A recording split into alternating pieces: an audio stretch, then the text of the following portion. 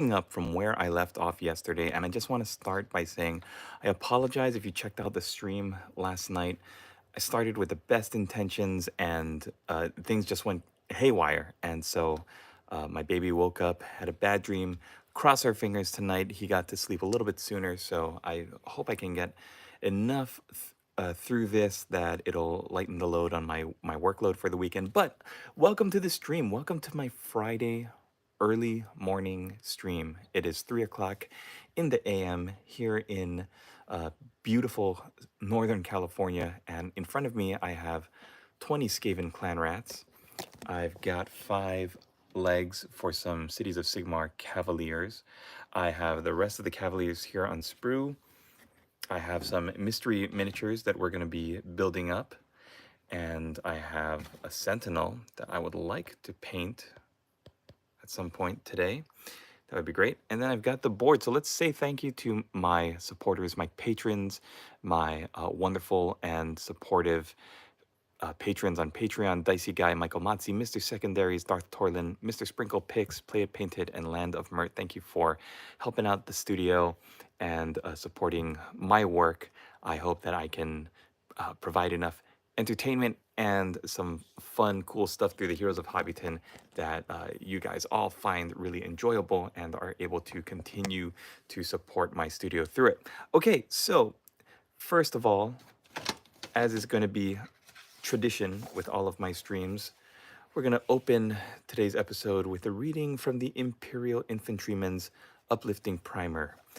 So let's all doff our caps, and I'm just going to turn to a random page, and we're going to read, see what the Imperial Guard has to say about aspect warriors. The Eldar are weak and impure.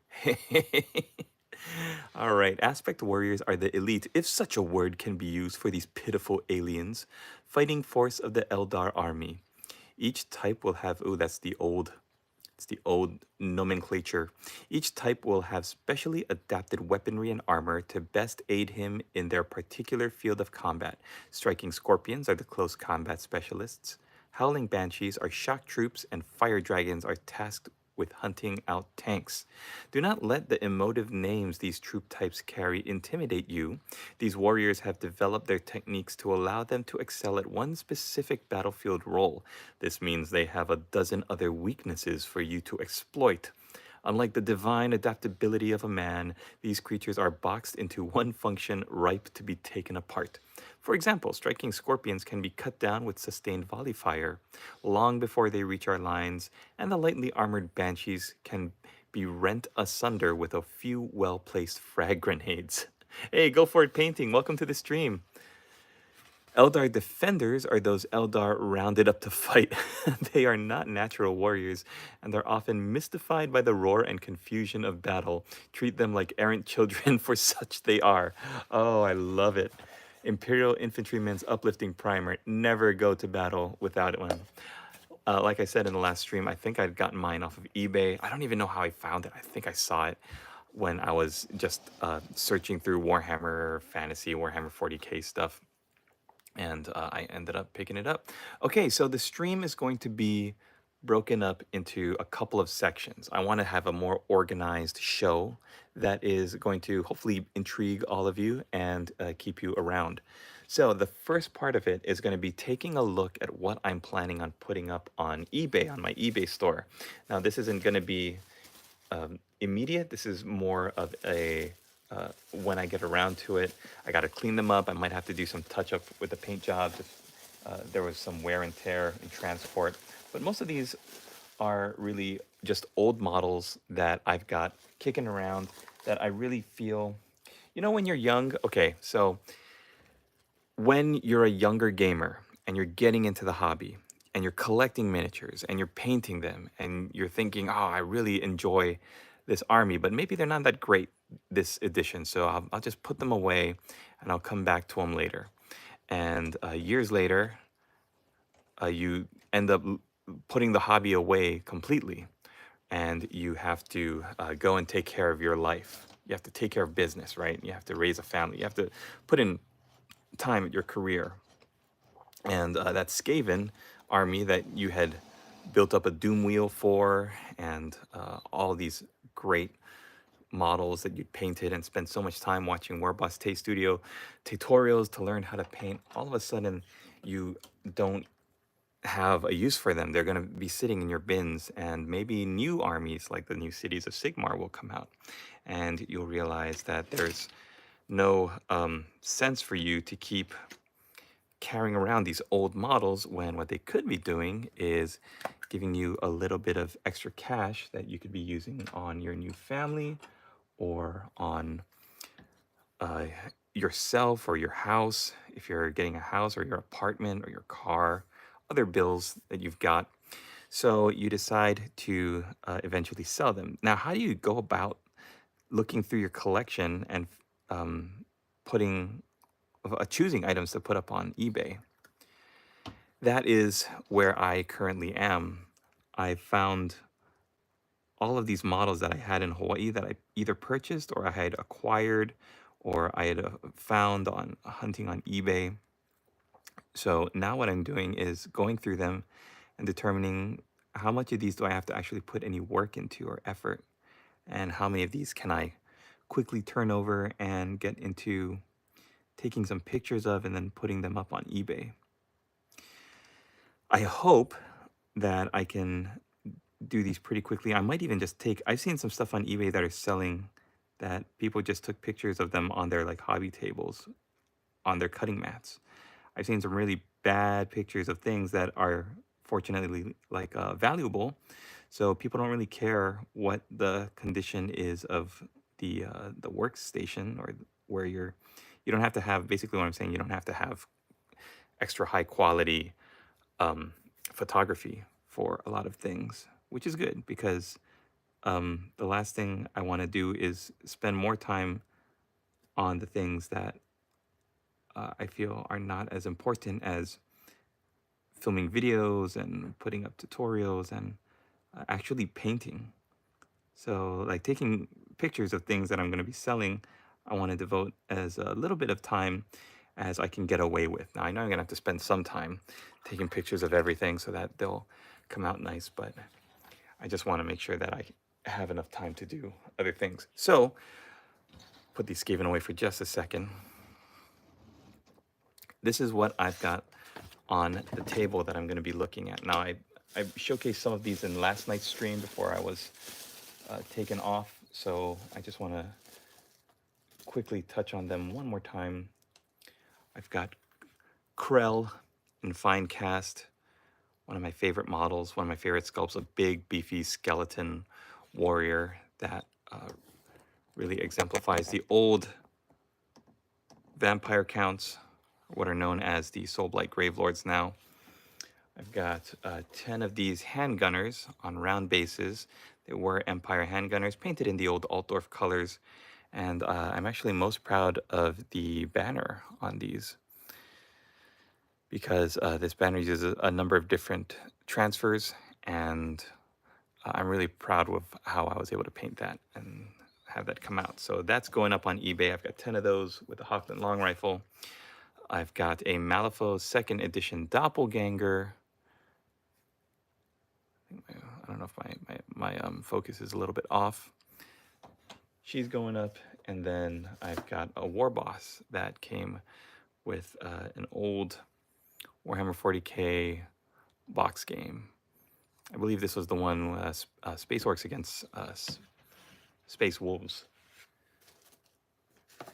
Finally, I've got a Emperor's Children. This is from an old Masters of the Chapter blister pack. So I'm going to be selling him on eBay. And the pricing for these, I'm looking at a number of different vendors, people who are selling things professionally on eBay. And I'm not a commission studio anymore, but I am trying to paint as nicely as some of them that I can charge for what I think is a high tabletop quality standard. I wouldn't say I'm pro painter level because I don't use an airbrush. I use enough highlights to get my things looking nice, but I don't know if I would exactly call my things pro painted, but I do like painting. I do like using techniques that will show up well on the tabletop. So the eBay listing I'm going to share with you today are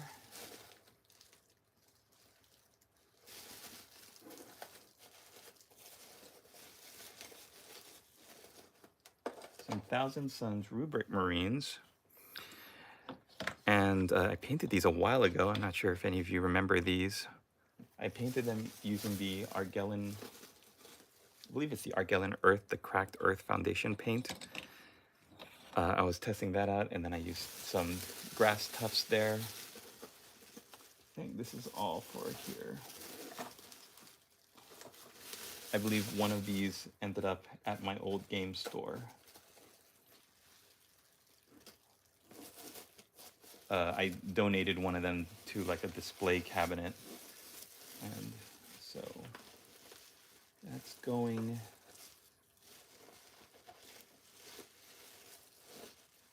I'm trying to do like show off 5 lots every one of these live shows that I'm doing. So I'm selling these, and my creative idea for these rubric marines were that they're actually gaining through some magical spell. They were gaining some semblance of their intelligence back, their soul. So they're not just dust in there. I mean, they might just be dust, but their brains are starting to come back, their individuality.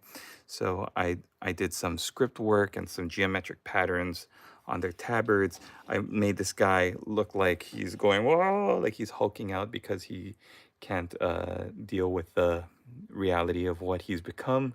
And just little touches and flourishes like that. These are all Forge World conversion kits that I put onto regular Chaos Space Marines. This was back in the day when I was just really learning how to use transfers, so some of them are still really shiny looking. And unfortunately, there's only 6, 7 of these, and I believe there should be 8, but like I said, one of them I had donated to my old hobby store. Other Realms, which you might have seen the video for that I did when I took a trip back to Hawaii this past June. Okay, the second item on my auction that I'm going to be putting up on my eBay store is this Warrior Priest of Sigmar from Forge World. I believe I wonder if hopefully this guy will sell pretty well because of the Cities of Sigmar just having come out, and then he would fit pretty nicely into most of them. He's got a book strapped to his chest and little treasure chest hanging from his waist, hourglass. He's bare feet. Of course, he's got bare feet. And I painted him with some stubble. I was really getting used to the stubble technique that I was doing. So I'm really proud of how he turned out. Then we've got a goblin on a squig, or whatever the AOS equivalent is called. I forget. It's like a loon boss on a squig or something. Painted the tongue in bright pink. This was when I was really getting back into painting, so my skill set was a little bit rusty. In fact, it was very rusty. I can still see that. A lot of it looks just like I did a base coat and a wash, so I might need to pick up some of those colors, or not. Maybe I'll just try to see how much I could sell it for. Then I've got this Gut Rot Spume, I think the guy's name is. And one of my favorite things about Nurgle miniatures is the concept that because they're all about like decay and rot, that the cycle of life is such that in the same base or the same model, I would also like to show off a rebirth and growth and life springing up from the rot. So like the maggots that are infesting the rot and the wounds and everything are blossoming into weird, beautiful creatures. There's going to be like lots of flowers and bright colored blossoms. It's bright colored like flowers sometimes mean poison too. So there's a little bit of that symbology in these. But I think for all of my Nurgle miniatures, I would love it if I could do like a unit of plague bearers that's all rotted and falling apart. But I would put like little bright metal flowers on their shoulders or growing out of their stomachs or something. So it'd be a weird balance of the rot and then the rebirth, if that makes any sort of sense. And then the final one that I'm going to put up for sale is this. I believe it's from either Cybor or Secret Miniatures. It's a dwarf Easter bunny with a goblin peeking out of the egg. The lady boss might kill me because she really liked this miniature, but if I could get a good price for it, maybe I'll set the price really, really high, and then I'll just buy her something nice, and she'll forgive me. All right, so that was a reading of our Infantryman's Uplifting Primer. We took a look at my eBay sales. So let's get into the meat of the show today. While I'm working, I've got a couple of things I want to do. I want to paint up this unit, 20 Skaven Clanrats, paint them up by the end of the stream. That's probably impossible. I don't know if I'm going to be able to do that because they're going to take a while to get through. Then the first thing I'm going to be doing is building up these Cavaliers. And in the middle of those two, I don't think I'm going to get to the Sentinel today. In the middle of those two projects that we're going to be doing on our stream for today's show, I want to build up one of these random single miniatures that I had picked up on eBay. And I'd like you guys to help me choose. So we've got Lot A, Lot B, Lot C, and Lot D. And just like doing a Storage Wars storage auction that I used to love binging with my brother back in the day, I'm not going to really show off what's inside. I kind of want you to just take a look at the baggies and see what interests you. What do you think I should build up? I'll only do one a stream. But it looks like we got a square base here, circle base, a circle base, and a circle base. So let me know which one looks the most interesting to you, which you'd like me to build up. I tried to choose models that didn't have too many pieces or components because there's no instructions for putting these together. I'm really going to be just blindly gluing pieces together and hoping that I'm getting them in the correct spaces and the places. So let me know, A, B, C, or D. And after we get a couple of people voting, then we will get to assembling after I'm done with the Cavaliers. So last night we took a look at the sprues. We built up 5 pairs of legs, or 5 sets of legs before we were unceremoniously interrupted. But I wanted to go back to the instructions because I've taken a day to look at them, and I think I understand how they're meant to be built now. So this is the option for either a champion or doing a regular run-of-the-mill guy, then the standard bearer or a regular run-of-the-mill guy. So I'm going to keep those two separate. I'm going to build those horses' bodies and the torsos of the rider, keep those separate, 1 and 2. And I think I might even complete that one, or those two, so that I don't have to worry about them, and then we'll get to the rest of the riders. Yeah, let's do that. Let's completely build those 2 miniatures. Yeah, very lofty, ambitious goals today in the stream, guys. Build up these Cavaliers and paint up 20 Skaven Clanrats. Let's see if we can do it. So, looking at the miniatures, we want body 30, 31, 32, and 33. So that looks like it's going to be on this sprue here.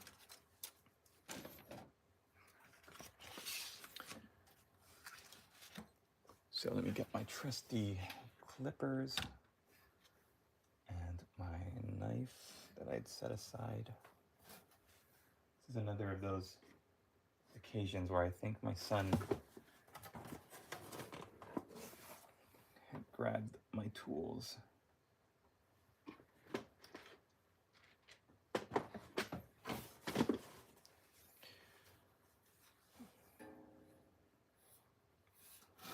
Oh, this might throw a wrench in our plans. Here's the knife. Oh, did I hide the clippers? There's something back here. No.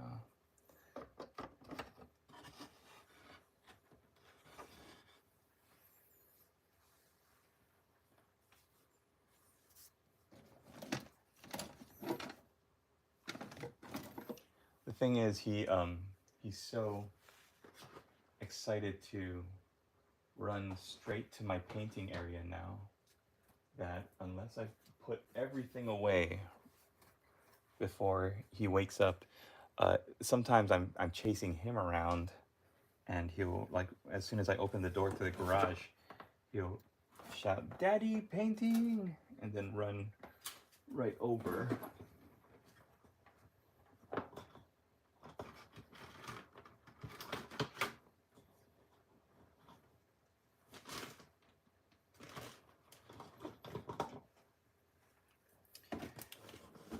And here we go.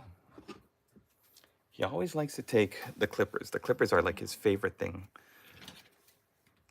which is bad because he's not even 2 years old yet, so I don't want him to hurt himself.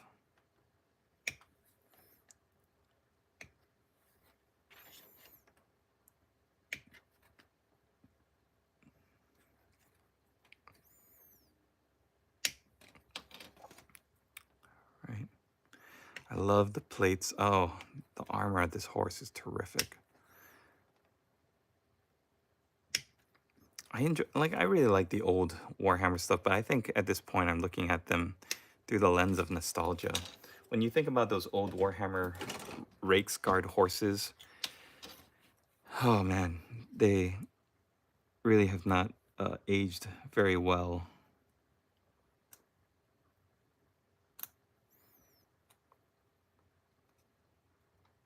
And that's how they did it back then. Like, for most of their cavalry, you build the mount and the rider was detachable. Well, I guess that means that I was about to say the stupidest thing. I was going to say, I guess this means that you can't really have a rider on his own without his horse. You can't just have a war horse clomping around on the field. Of course you can't. When the model takes enough wounds, he's gone. All right.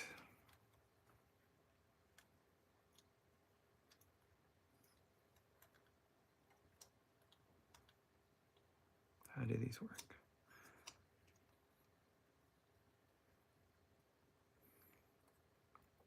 This is why you can't just do like with those old models. You could build the horses. You could just clip out all the heads and all the bodies of the horses, and the heads came on separately. So no matter what horse you built, you could interchange the heads. The heads have to go on because I guess they're all fitted to work a certain way. Okay, 30, 31, then 32, and 33 is the rider. 32 and 33.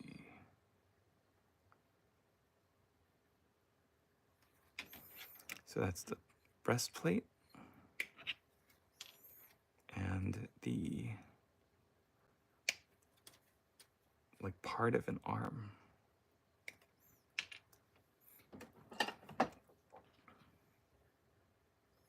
I'm kind of a glutton for punishment, so I think what I might do is build them with their helmets off.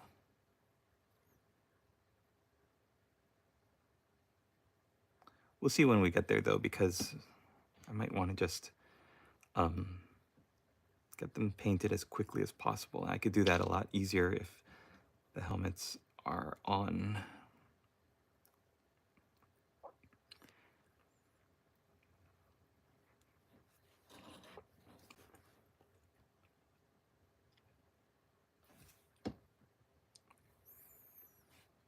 All right, wherever you are in the world, I hope you're having a great morning or afternoon or evening, whatever it is. It's Friday, so if you do have the weekend to look forward to, that is good. I used to work on Saturdays, so my weekends didn't really start until Sunday.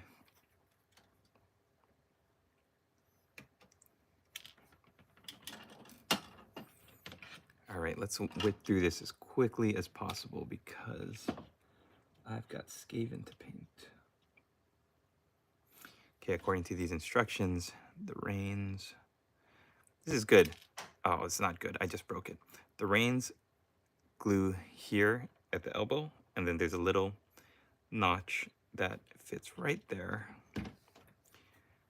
But it is finicky, as you can see. I just broke mine in half.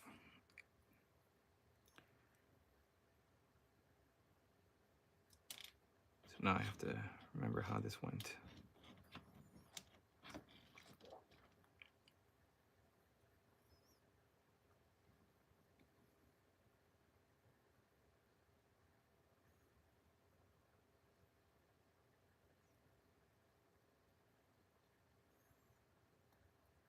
There we go. Find the notch. Then get the arm in here.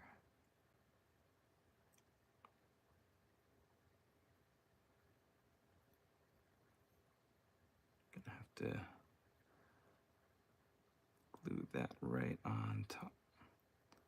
Okay, so if you ever break a piece like I just did, make sure that when you're working your way around it, the part that broke off, you want to keep it on the exterior.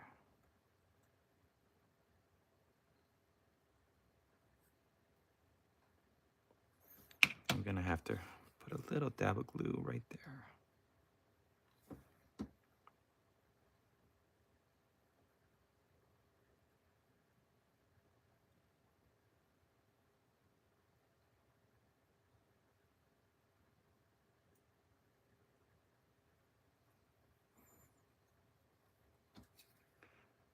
Other side, we'll get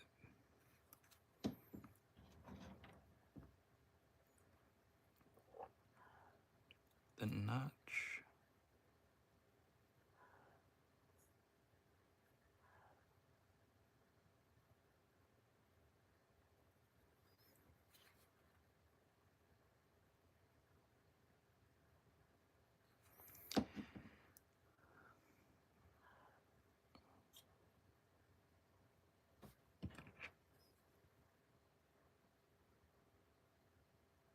I'm hearing some weird noises from inside the house.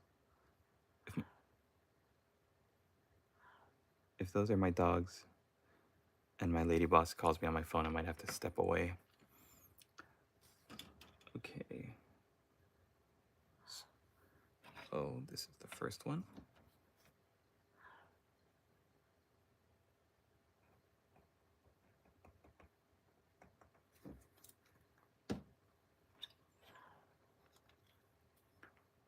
That does not sound like a dog, though.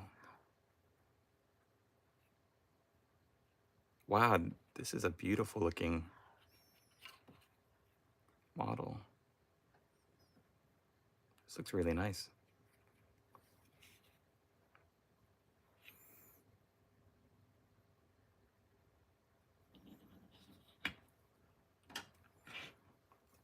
Let's keep building it up. Choose the variant you want. So we want the champion. Also, let me know what you guys are working on. It'd be cool to talk to you all and hear what's going on over in your neck of the woods. 88 and 87 for the sword. 88 and 87.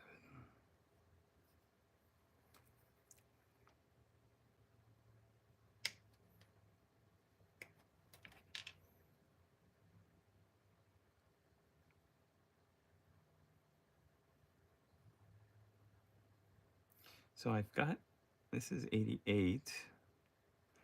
Is it on a different sprue? 87 should be a sword. Yeah, that's why. It's on a different sprue. 88, 87. Combined for the right arm. Then we've got 90 and 89 for the arm.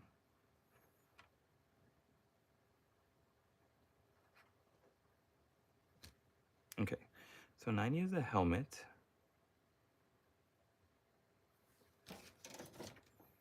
It's a fancy helmet, so I think it might be here, yeah.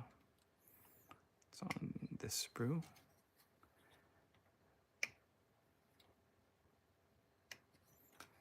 It's 90. And 89 is some weird tassel decoration.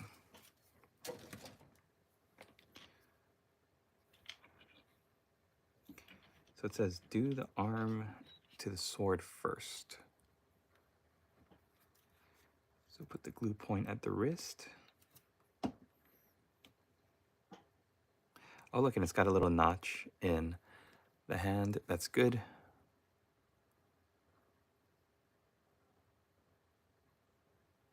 Should slot right in.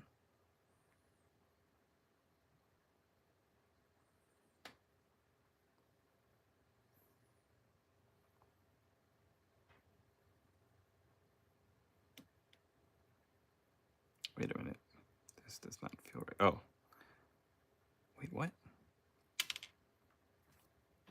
Did I do it the wrong way?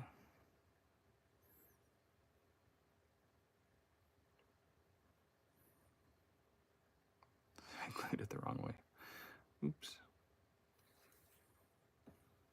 Okay, then he's kind of holding it up like he's smelling his armpit.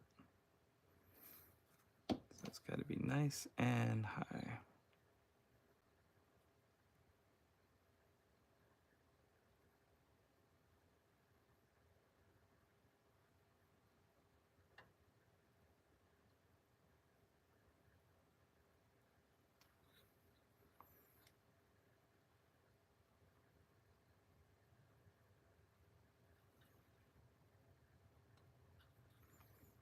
Then we'll get the head.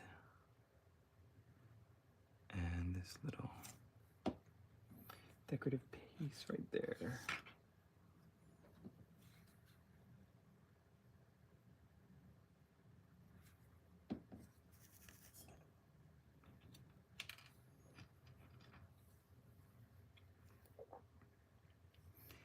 So the decorative piece goes over the shoulder and across the chest.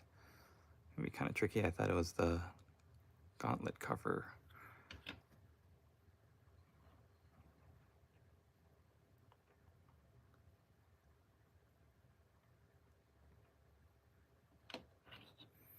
This is nice. I mean, this is supposed to be for your captain, martial guy on horseback, but it's a good piece. It's a good looking piece to also cover and cover the seams and the gaps, and to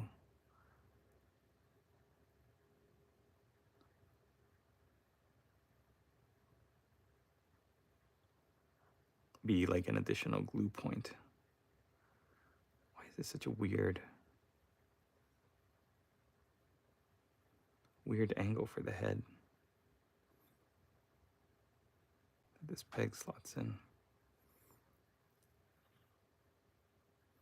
Guess like that. Is he supposed to be like leaning forward a little bit? Maybe, there we go. That makes sense. Okay. That's the first one down. All right. Let's move on to the standard bearer.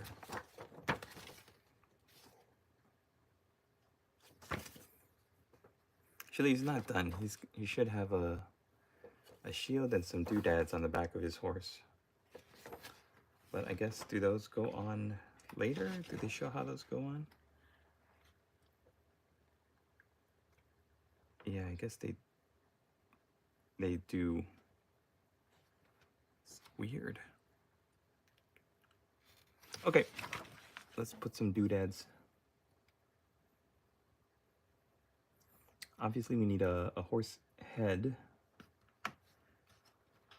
God, it's so weird. I don't know if any of you've built these models before, but I feel like there's some pieces missing. Or some steps in the instructions. This model is 7A, so looking for where 7A's, like the details for his horse go. I'm not seeing. I'm gonna have to actually like look at this, I guess.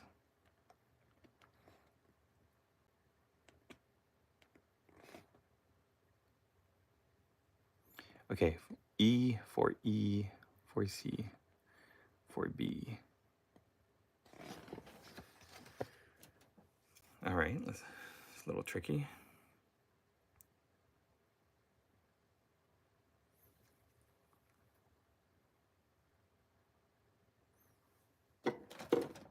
I feel like maybe if I build up more horses, then I'll see what I'm missing, but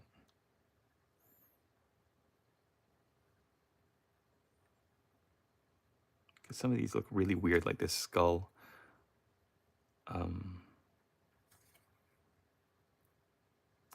Yeah, they all seem to be holding reins. Okay, you know what? I'm gonna come back to it because even taking a look at up here. Okay, so C, C, E.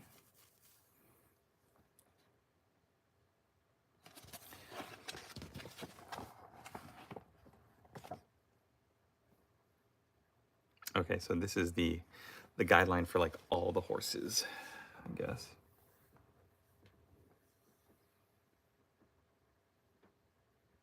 So B is the head. It's like F kind of sits on the back of the horse.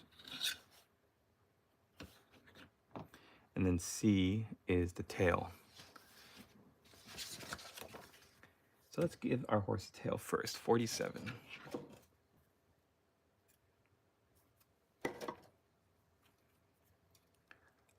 I think I might be overthinking all of this because these probably just go on. Like all of my horse majority came from over here, so kind of stands to reason that that's the pieces that this horse has. But the headdress isn't as nice as the one I see on the other spruce, so I might have to use that one instead. But I think like this shield for my guy will work.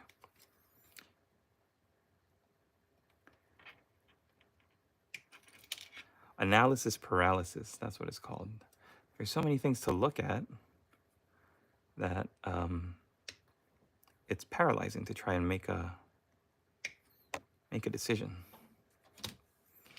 But we do know we need a horse head and we need a tail. We need a shield arm for our rider and we need a little doodad. And of course we need whatever the heck this little thing is. He should be riding with our hero because the banner is going to have enough stuff to look at on its own. So where is, I saw a horse head that had like a weird looking decoration. I think that's the one that I saw on the instructions. Yeah, here we go. It's got like a skull. Oof. You're just building models. Won't you convert them to fit a detached regiment? Dexterlo, I'm not sure what you mean. Convert them to fit a detached regiment.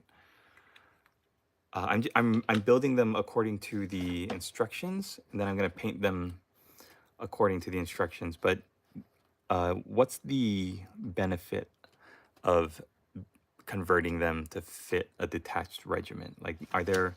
I haven't really looked at the rules, so I was just building this unit with a champion, a standard, and then just 3 regular guys with hand weapons. So yeah, I'm glad you commented because I'm not sure if there is a really noticeable difference that I should be taking care to not screw up. I joined the Cities of Sigmar Reddit group, and they're talking about they talk about like the rules and models and mostly like paint jobs. But I haven't really seen too much about the Cavaliers. Everyone's trying to find their color schemes for the steel helms.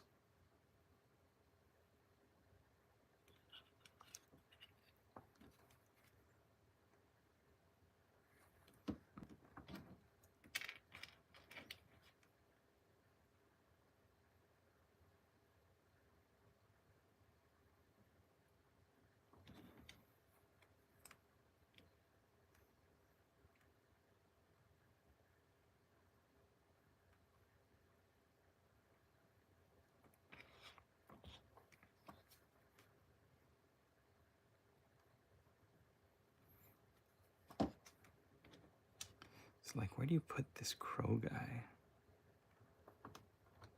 Oh, okay, I see. On the back of the saddle. Interesting. Make them more unique and more similar to your army, the regiment you chose. It seems to me that by changing the heads of the horsemen, adding small details, and painting them in the general scheme of the army, they can be made better. Yeah, of course. You're absolutely right.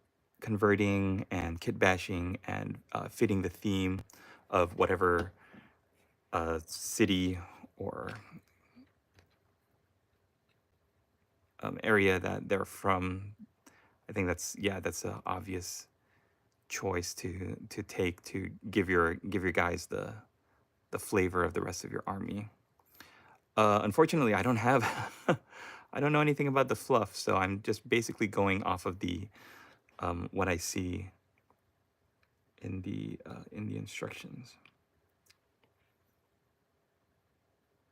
I think like looking at the miniatures, of course, you can decide, well, I've got this guy with his open helm, so I might keep the other guys' helmets open and not covering their faces. Or I might do them without helmets. You know what?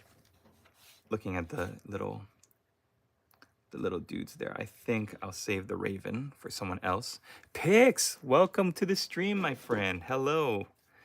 I got your message about your friend Sam, right? I'm gonna block out a 50mm base with her sitting on it with all of her book piles on it. I want to get all these off of my plate first, but definitely gonna start painting her when I paint up Mr. Sprinkle.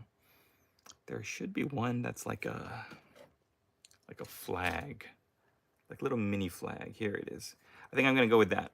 Because this is the champion, I think giving him a little flag is appropriate, more so than really any of the other riders in the unit. So we're gonna go with this little flag. These are all interesting. The camera is out of focus. Oh, I'm so sorry. I wonder if it'll help if I back up a little bit. I thought I had set it to 60 frames a second. I'm trying to see if I can change it now. I can't seem to access any good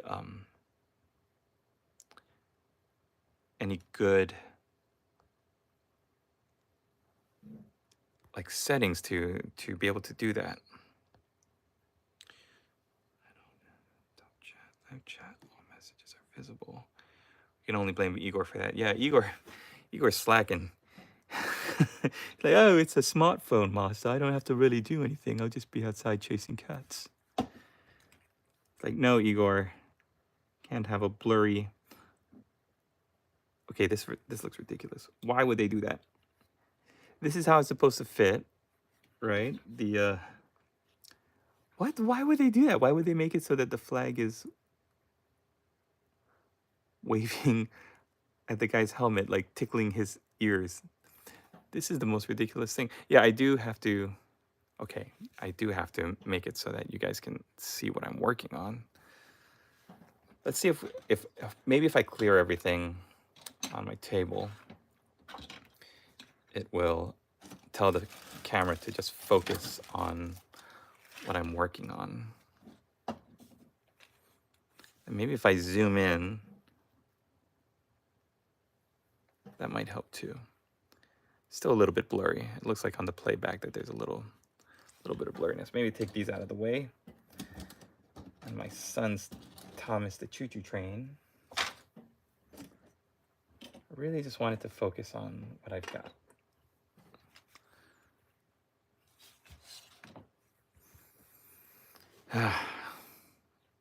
I might kind of be out of luck.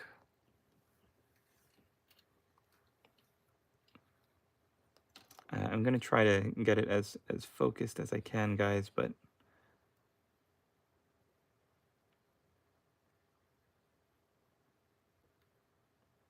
tail fell off. This doesn't make any sense. Why would this flag be blowing back up at him? It's kind of frustrating. Let's see what other options we've got. We've got a little lantern or hourglass, a skull, a weird like zombie hand holding a head, and then our crow friend. So I hope all those books won't give too much trouble. No, no, no. Those are easy, very easy to paint. Not a problem at all. Yeah, it's gonna look great. Okay, maybe we'll go with the hourglass.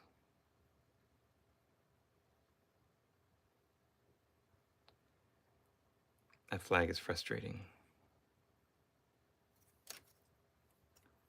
There's a head, there's a skull.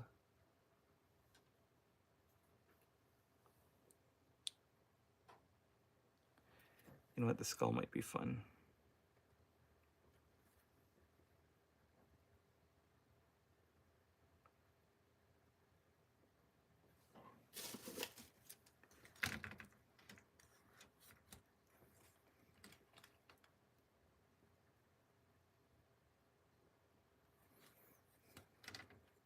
Maybe I'll go with the hourglass. I have to cut them out anyway because obviously you're going to be using one on each of them.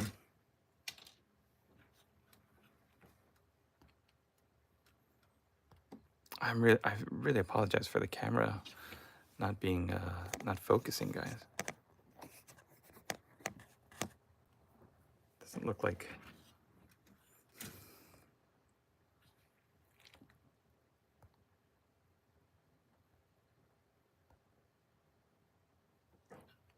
I don't know, it doesn't really look like anything I do is helping, huh?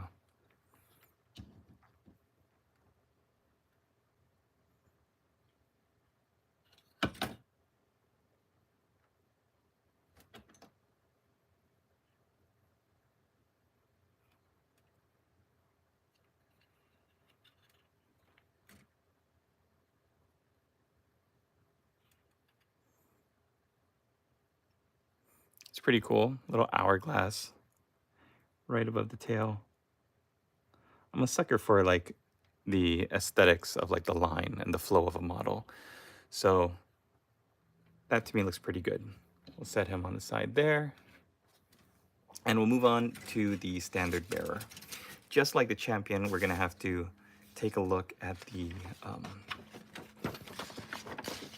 body of the horse with the torso, make sure that we've got them all lined up. So we're looking at 9, 10, 11, and 12.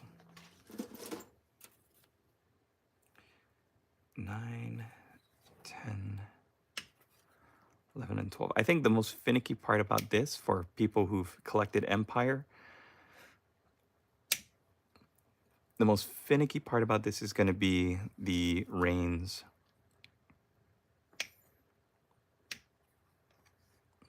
Because it's something we're not used to having to worry about. They're a little bit finicky, as I said. But all of this, it feels like an extra step to do the legs separate from the horse body, but it's also cutting out a step because we're not worrying about gluing together the legs to the legs of the rider to the saddle of the horse. It's actually going to take care of that for us.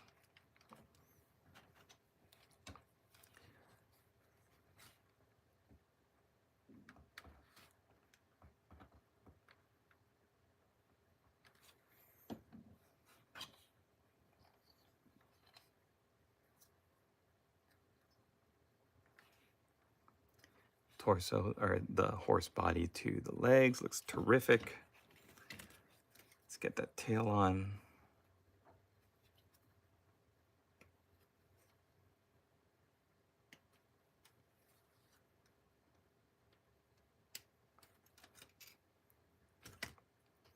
I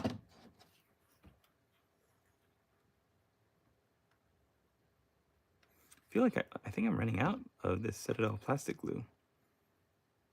I'm normally not a fan of the modeling products, from Citadel, but these actually look have turned out pretty well for me.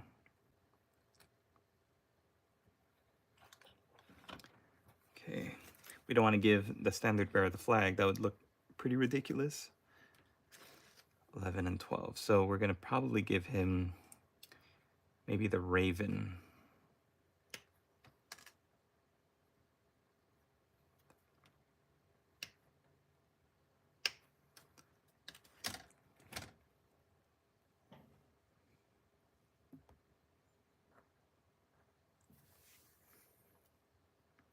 Okay, we're going to glue together the torso of the rider.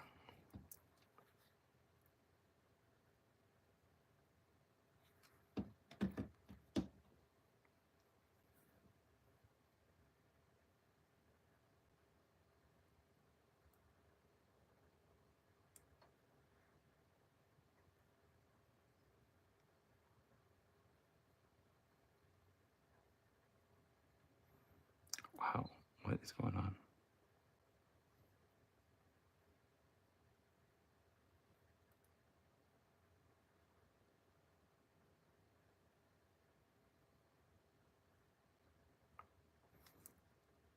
Okay, torso to the legs.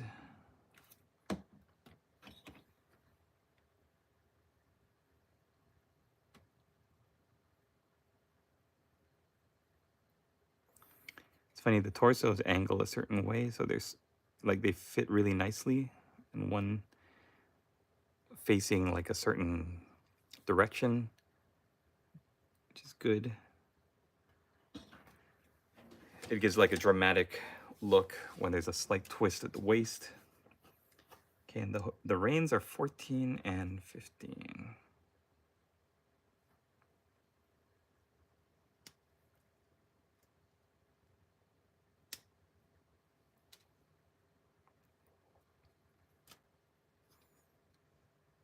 All right, just a little tip for all of you. If you're clipping out something that's very thin and fragile on your sprue, then I would suggest you start at the end where the smallest connection point is. If you start at the center or here where the largest connection point is with the hand, you risk pushing the entire model and twisting it in such a way that it might snap the smaller, more vulnerable area. So just clip that off first. I don't know what I was thinking, that I would be able to paint 20 Skaven and assemble all these cavaliers and steel helms. I noticed that I have very lofty goals that I set for myself. I guess that's okay. But it's it's funny because like I know that my son is only going to sleep for so long, and I've only got so much time to work on my hobby. And I'm like, oh, I gotta build up a whole cities of Sigmar army box. And I think, oh, I can do it. But the twist is that I can't. I can't do it.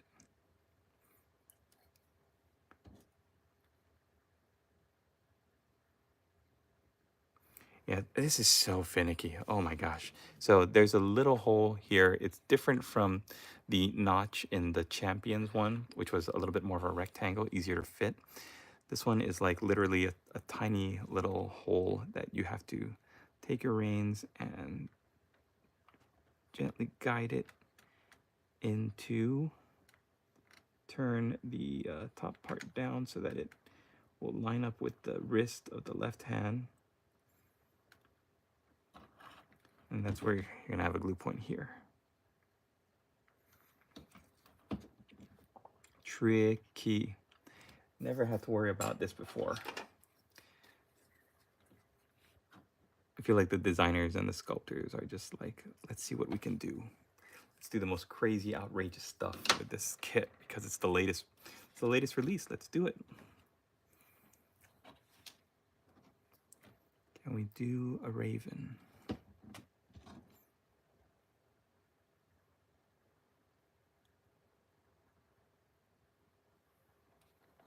That looks pretty nice. Okay, then the rest of the miniature is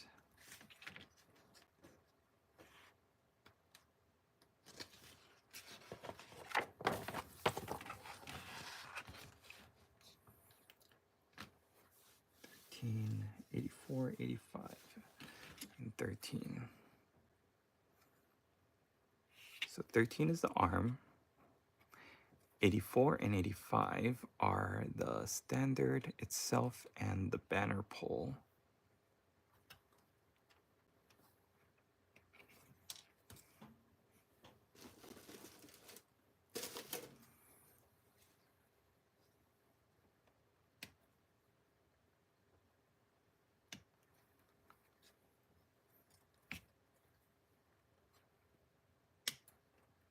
Again, we're cutting from the thinnest, most fragile area. Clip that one first, and then I'm working my way toward the back.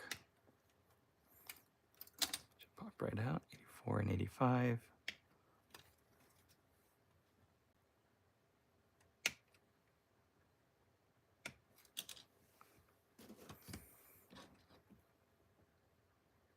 Hey, this is nice. There is a little bit of a impression where the flag itself is going to slot into. So it's a really good guide instead of being completely flush and making it so that you are going to have a harder, more difficult time of just matching it up. There's a little nook that the flag is going to rest in as you build it.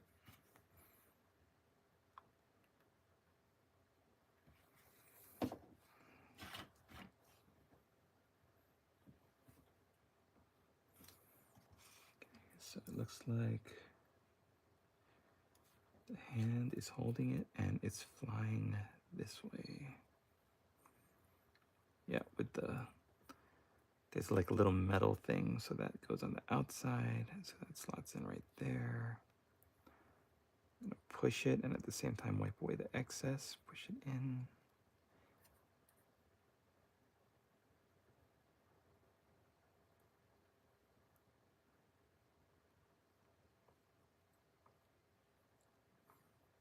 And then shave down that little bit of flash right there.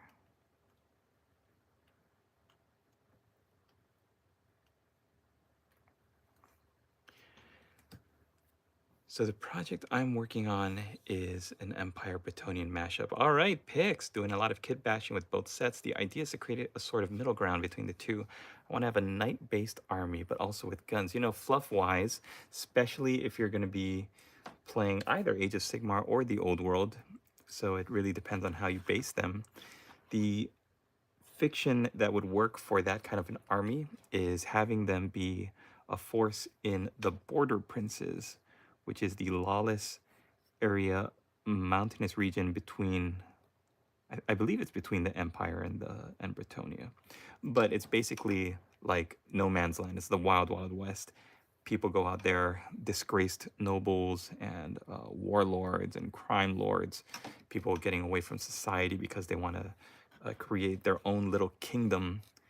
And I love the fiction there because I read in a Bretonnian source book that there are some nobles from Bretonia who came there in the Crusades and in the time of like, you know, hundreds or thousands of years ago, earlier, before the main the current timeline, and they were Bretonnian, but because they don't really like have any support from Bretonia, they're just there owing allegiance to them by name, and there's really no support. They don't pay taxes. They don't have any sort of connection to Bretonia, except they say, well, we're Bretonnian, so we're gonna worship the lady and do Bretonnian things, but they're nominally like crime warlords, criminal warlords, and petty nobles that are trying to make their own little kingdom out in the middle of nowhere. I think that would work the most. Or you could justify it by saying that your Empire army has a lot of, I don't know, Bretonnian, I don't know, retainers, or maybe a lot of Bretonnian nobles. The thing with a Bretonnian army is each of the knights is like the youngest son or like a minor noble of their own land, and they all have their own heraldry and their own colors and their own devices. So having them like fight in other armies is a chance for you to like show off your skills as a kid basher and a painter, and like painting that individual knight's colors. Like nobody else has that knight's colors. Everybody's got different colors. It's like looking at a rainbow. Those old books were so big on making each knight a hero of their own little story. I think I might have glued this guy's. You know what, I'm gonna see if I can take this arm off. Just get the flag onto the arm first, and then we'll do the whole thing once this glue sets.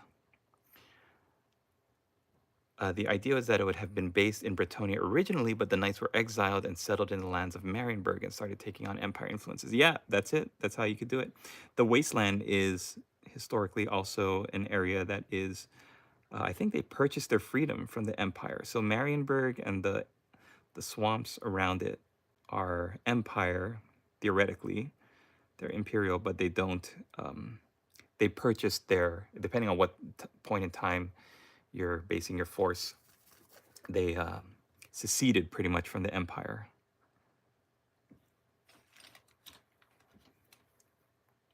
That's what I love about the old world and Warhammer Fantasy. Like the empire is, you have your border of the empire. You know exactly where the empire physically lies on the map. And so when you have forces and armies and lands within that empire, you know, okay, whose land is this? Who's surrounding it?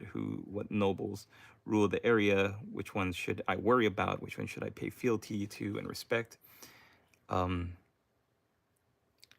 It's all good. Contrast that with Age of Sigmar, and they've got like whole realms of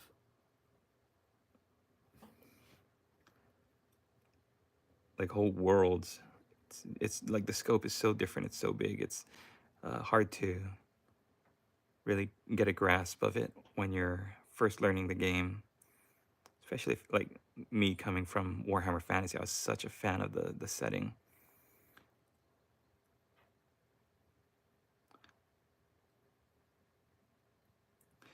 I'm really just like beating a dead horse with that, not argument, but with that observation. Like, yeah, Warboss Tay prefers the old world setting to Age of Sigmar. That's like saying water is wet.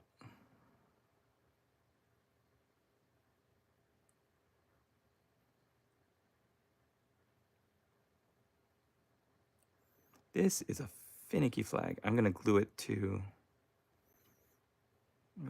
the horse right here, just to create more of an anchor point.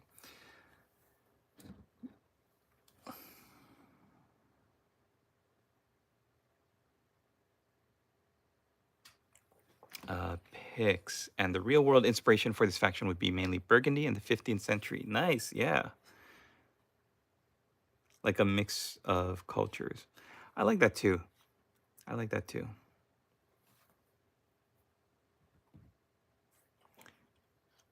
What I don't like is the angle of this flag. I think it's just a little weighted, so I'm probably gonna have to hold it in place. It's a little finicky because it doesn't fly in the direction that you're used to seeing a standard bearer's flags fly in the wind. Usually when you've got cavalry, the flag flaps in the wind behind the model because the model is galloping forward.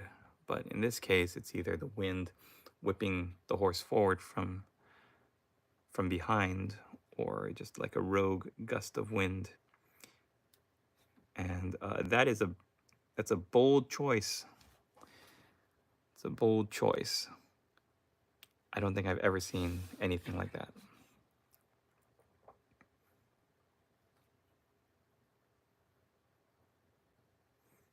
All right, hopefully that doesn't dry all crazy. What else are we missing? The top of the standard. That does look kind of crazy though. That does look crazy. Why does it look like it's leaning? It should be up and down, straight up and down like that. I will soon show the first couple of models I've painted. Yeah, definitely. Pop those up on in the work in progress section on the Discord. Love to see that. Anytime someone's painting up old Warhammer Fantasy models, I think it's great to take a look at and to share them, because with the old world coming out and people like rekindling their love for those older models through Cities of Sigmar. Okay, now we gotta look at, what are we doing here, guys? What is this?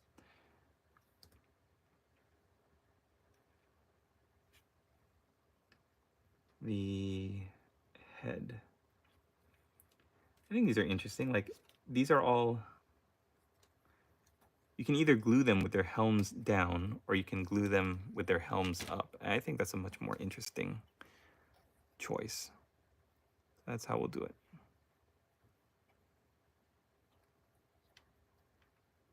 At least for this guy. So we've got his head and we've got his horsey's head.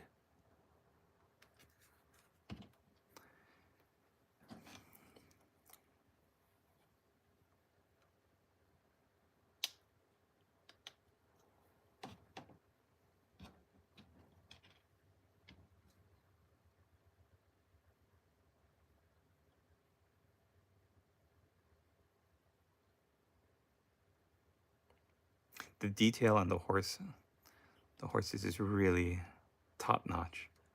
It's amazing. Like, look at that face compared to older miniatures, older models. That face is terrific. Anthony Newval. This is the weekend I truly returned to painting Sigmar models, dug through some old boxes after move, and found the 2 missing colossal squigs I never got around to building. That's terrific. Anthony, I am right there with you, man.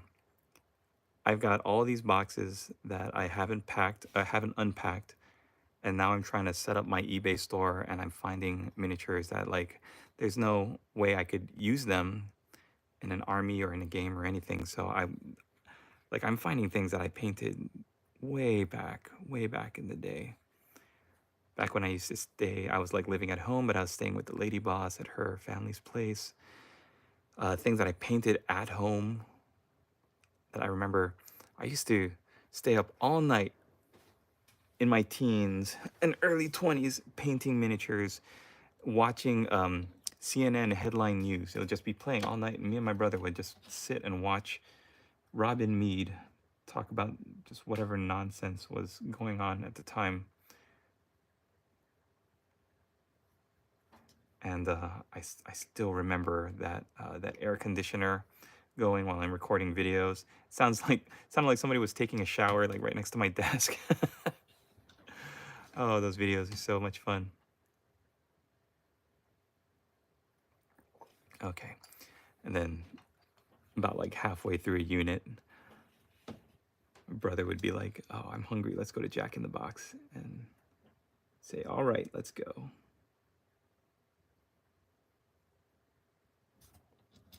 Some of these heads look really pretty cool on their own too. I wonder,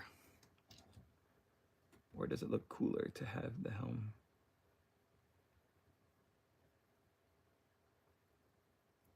on?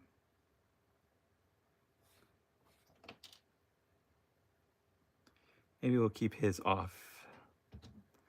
Ooh, maybe we'll keep it like on the side. Let's keep it on the other side of his shield because he's got a shield. Maybe we'll put the helmet, hang his helmet from his saddle.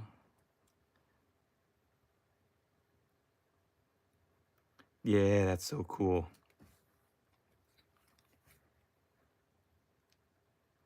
Instant conversion.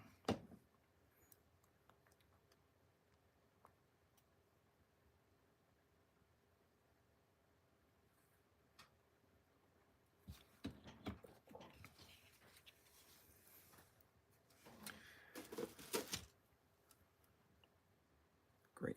Okay, let's get a shield.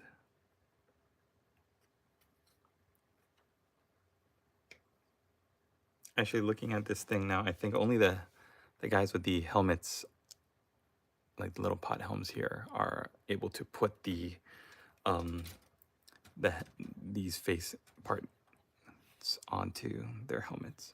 That's okay. He looks good. He looks good without his helmet. He looks really good. He's got the eye patch. Looks terrific. Picks. Also, I've decided to keep my fantasy stuff on the old square bases, not the bigger ones. The reason is that I want to make them able to play the older editions of fantasy. That's a great point. I'm seeing a lot of people playing old Hammer games on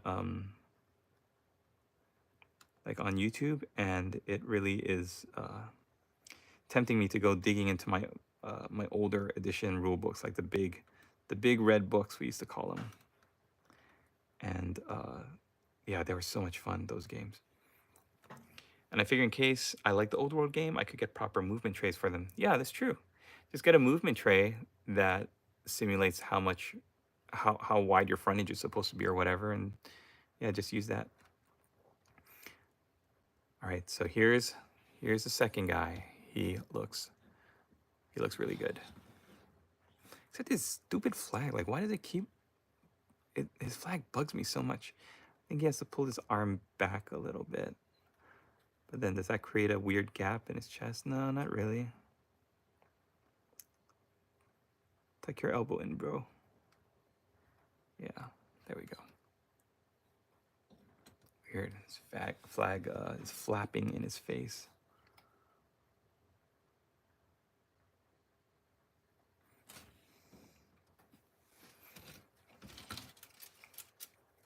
All right. Now those are the two hardest models of the two hardest models. I'm gonna take a break, and we're gonna do the lottery, guys. So as I mentioned at the beginning of the cast, I've got these single figures here. I need to cleanse my brain. I need to take a break from what we were doing, and we're gonna do a blind build. So choose right now, or help me choose, I guess, which of these 4 plastic baggies should I build up? All of these were bought from Window Box on eBay. He sells, or she sells, single miniatures as well as bits. So if you type in Window-Box on eBay, just look for all of his listings have like a wooden, almost like it's on a bench background, and then the bits lined in front of him. And then if you type in like single Space Marine or single Plague Bear or something, then they'll send you these baggies with the base and all the bits you need to build a single of anything. And that's what I use for my painting tutorials, since I'm not going to shell out 60 bucks.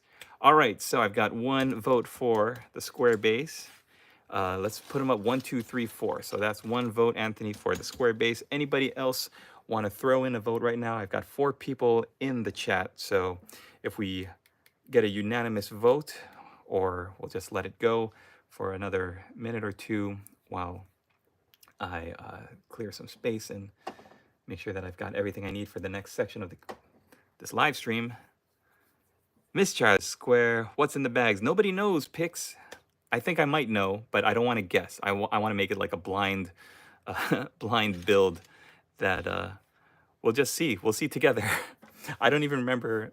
Like, I've got so many of these little square bags because I wrote a list of all these different things I wanted to do painting tutorials on. And I just acquired and kept acquiring and accruing these little baggies of bits. So that's 2 votes for the square. I've also got 2, 3, and 4.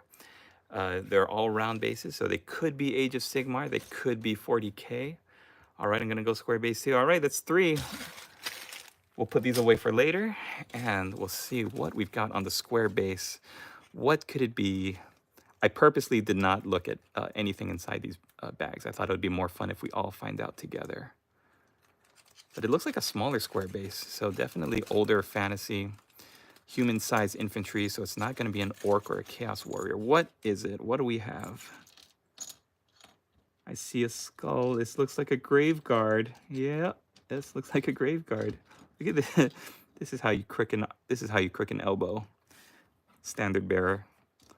All right, thanks for playing, guys.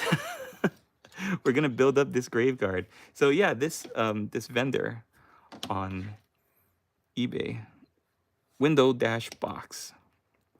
Highly recommend them if you want to just see. Wow, I wonder what it's like to build up and paint a carriage run overlord, but you don't want to shell out the money to buy a start collecting box. Then I think I've got some baggies of Arcanauts.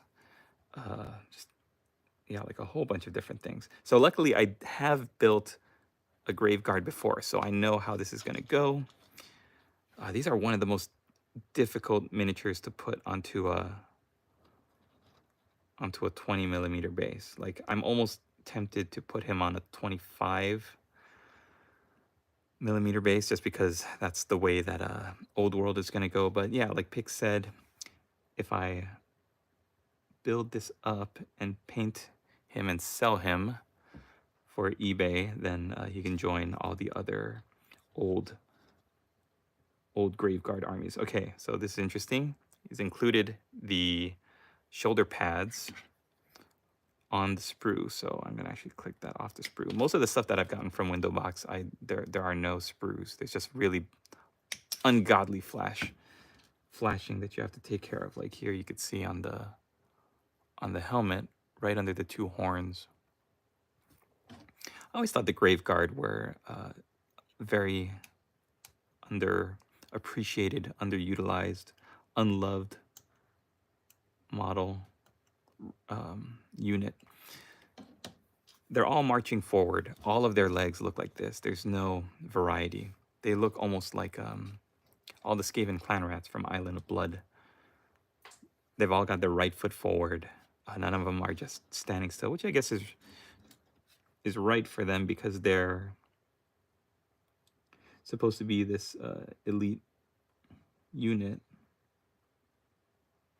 Interesting. The design on the breastplate looks like a screaming Nosferatu vampire.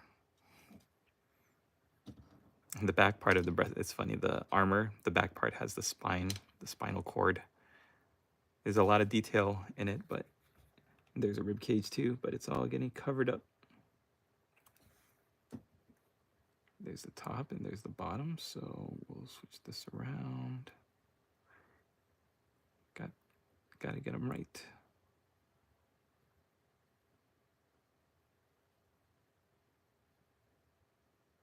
Nope, that's not right. Yeah. Then you've got the vertebrae there. It's going to slot right onto there. This is tricky. Yeah, I do remember this. This stupid Graveguard legs. There's like a connecting point. The way this torso, this fat torso, glues onto this fat pair of legs is by this skinny little spinal cord. It makes no sense. It's so dumb. They should just connect the, just have the breastplate sitting on the legs or on the waist. I think I'm gonna actually do that. I'm gonna take the spinal cord and move him in front of where it's supposed to be gluing, just so that there can be more surface area touching the torso and the legs.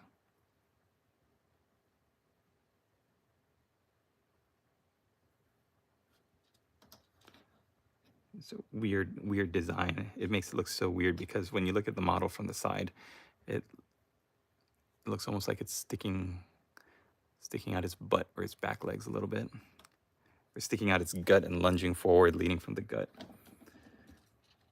Who am I to complain? I'm just a dude painting the little dudes in front of other dudes and dudettes. So we just finished watching Boardwalk Empire, like the entire season. We binged it. Loved the first couple of seasons. Hated the last couple of seasons. Great show. I'm not going to spoil it. But there's this one character, Valentine Narcisse. Right. And I think his voice and his inflection, the way he speaks, is so unique and interesting. And I've like done it myself just because I think it's, every time I hear something that piques my interest, it's ridiculous. I'm gonna have to glue this head on first. Every time I hear something that piques my interest like that, I am tempted to replicate it and to do it. So I used to do the voice in front of my lady boss, and it upset her to no end. Why is this head so... Did I glue this thing on upside down? Am I just being a crazy... No, I'm not. You can tell because the arm sockets, the shoulders, are high up. But it's weird that this... Oh my gosh, is that flash? That's flash. I feel like a noob. Building models for the very first time. All this flash that's keeping me from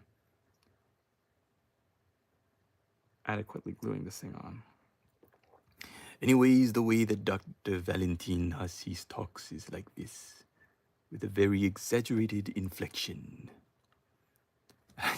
It's like so ridiculous. Like nobody talks like that. And he does it through the whole show. And I thought, oh, maybe it's all an act, and maybe when he's got his back against the wall, he's gonna snap out of it and be like, you know, talking like a normal person, but he doesn't.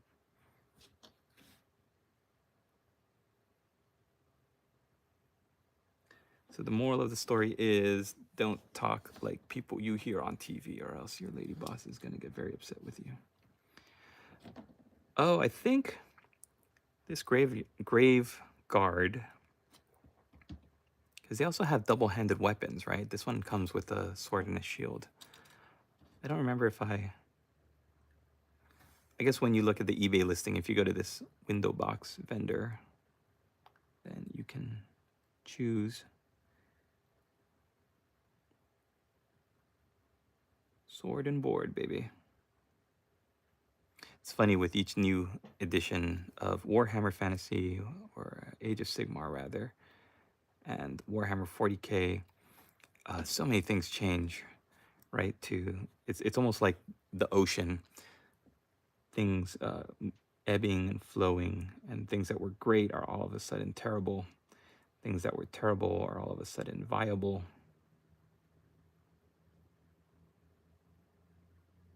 I'm seeing on Twitter a lot of people who went to the Nova Open talking about their experience,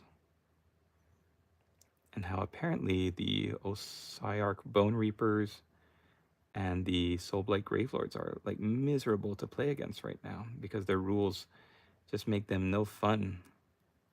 Like nothing you do can stop them. And as somebody who's never won a single game of Warhammer, like in my life, literally, I don't think I've ever won. And because I always play Orcs and Goblins, or I like to play the fun, squishy armies that always get chewed up and have like no chance.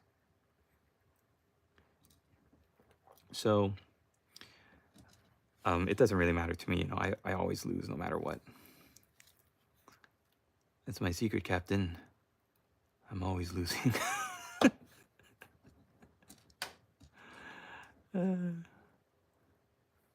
But yeah, like the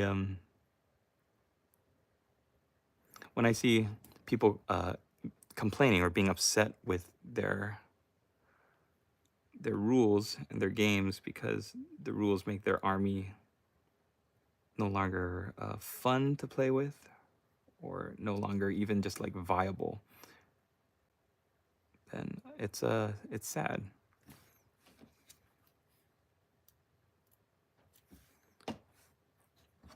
Holy cow, we're almost at an hour and a half. And what have we done? We built 2 Cavaliers, we talked a lot of nonsense, and we built 1 Grave Guard just for fun. Just for funsies. Why? Just for fun.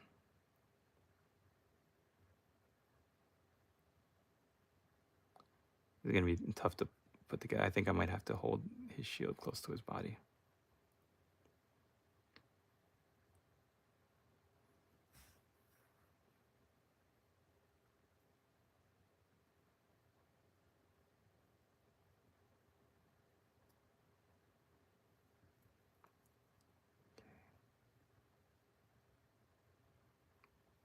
There, look at that. 1 Grave Guard built up. Hey, what's up, Justin? Good to see you, brother. 1 Grave Guard that I probably purchased on a whim, thinking, oh, I'll just do I can knock out a Grave Guard tutorial real quick.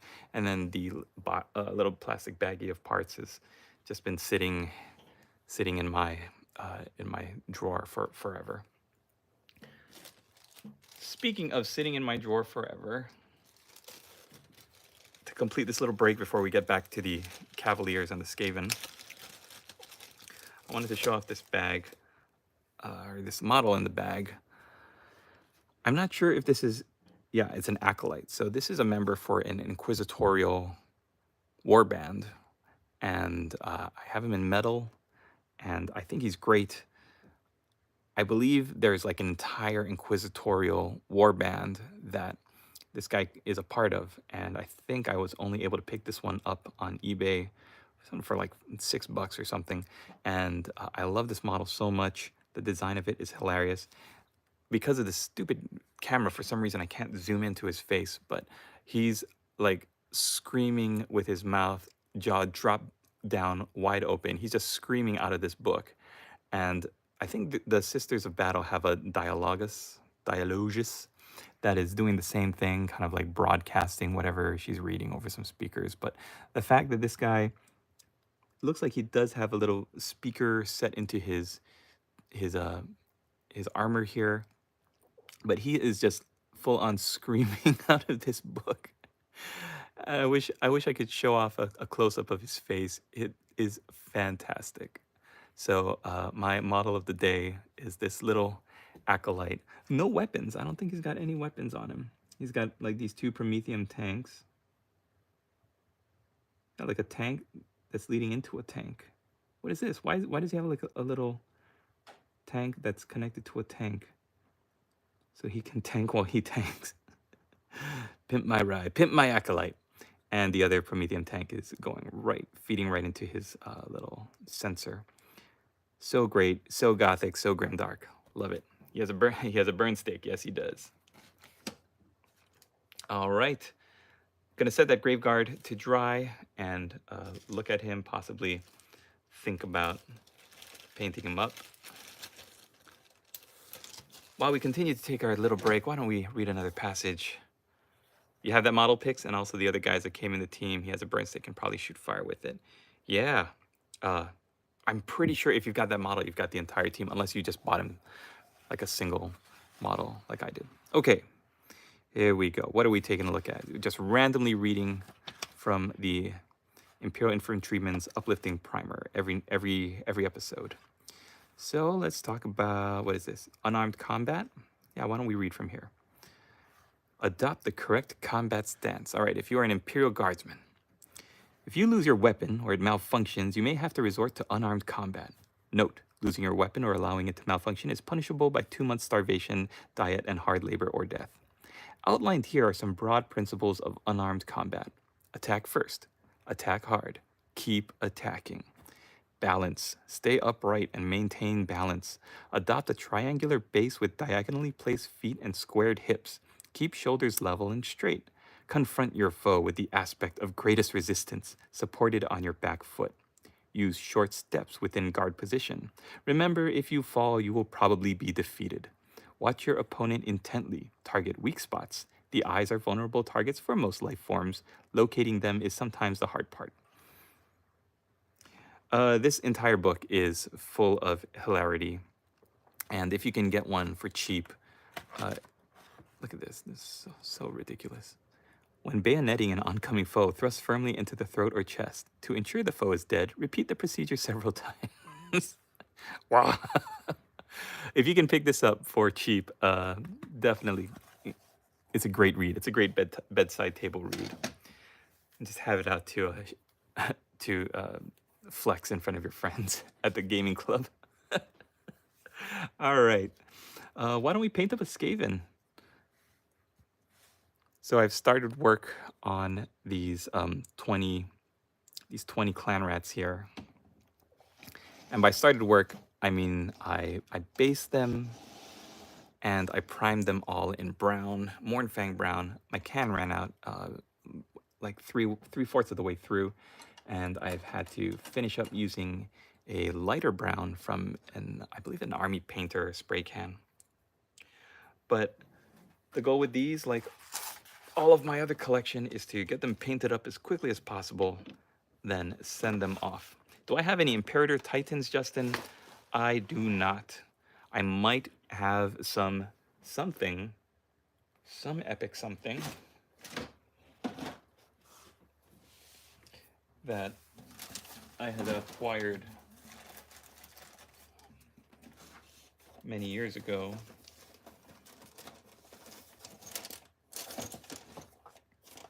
I'm gonna need to look. I might have. I don't have an Imperator Titan, but I do have some stuff from the old Epic, like the last time they released Epic, metal miniatures, and some that Ringo Simpkins had sent me.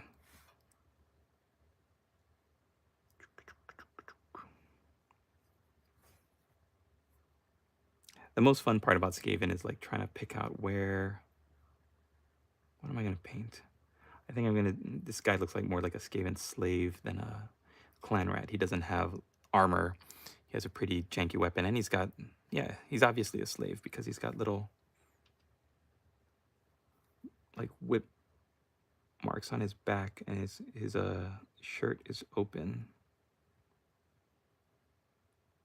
So we'll just reinforce those.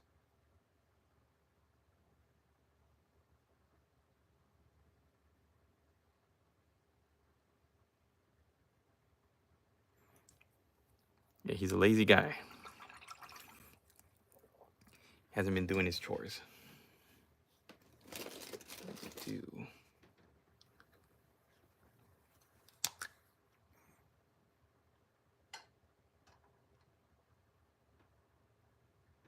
Bugman's Glow on all the tails. I hate when I open up a Games Workshop pot and it's almost completely like ruined. The air had gotten in.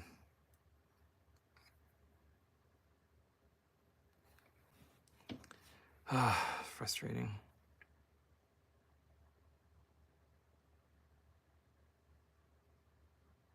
I actually wanted to time myself, but I figure if I do it on the stream, then everybody can see my progress. I'm gonna paint them up as quickly but as cleanly as I can, and get them ready for selling. My goal is to get all of these models off to better homes. I can't take them out and play with them. Like, I would have to wait many years until my son is old enough to take them out and like play games with them. So they're gonna have to just find some better homes. And there is nothing wrong with that.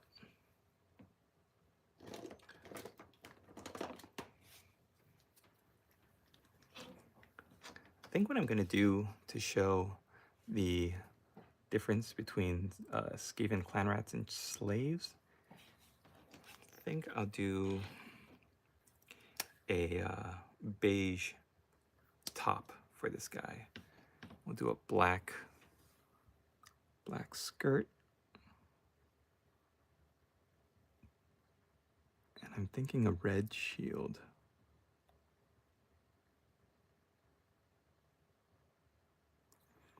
I'm glad they don't have Skaven in space. I'm glad they haven't jumped the shark that bad.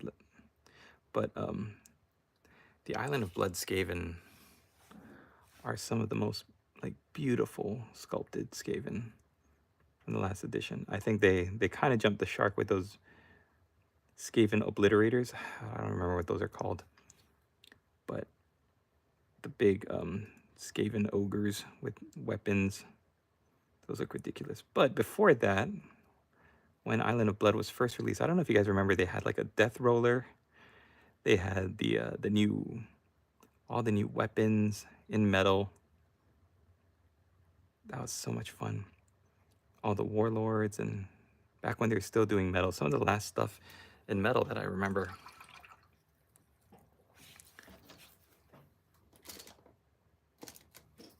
Let's do Sandry Dust. Sandry Dust is a nice sandy color.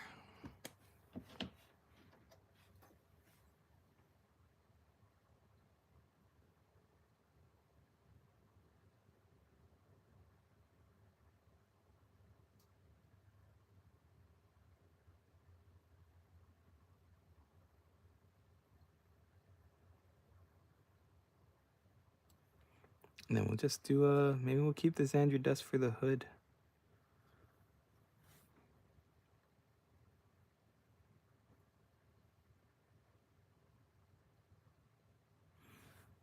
Yeah, it was great for Island of Blood because they were so easy to assemble, put on the bases. I think they were already all built, weren't they? You don't even have to glue the shields on.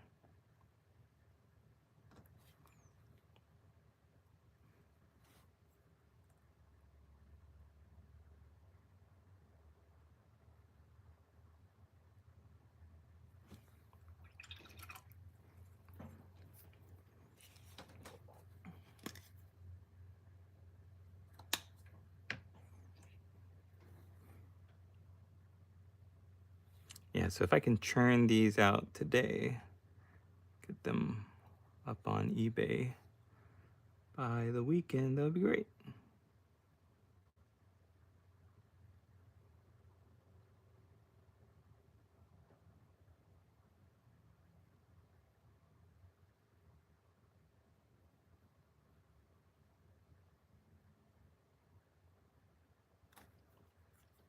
Now that the summer painting challenge is over, I'm kind of splitting up my time at the hobby desk inside the house.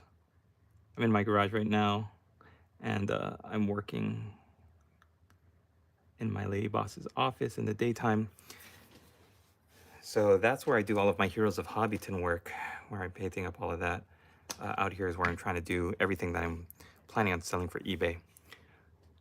If it was it was a fantastic box. I still have the High Elves from it, but my friend had the Skaven. Yeah, it was also one of those great boxes where the models were so nice that you could find really anybody to split the box with you.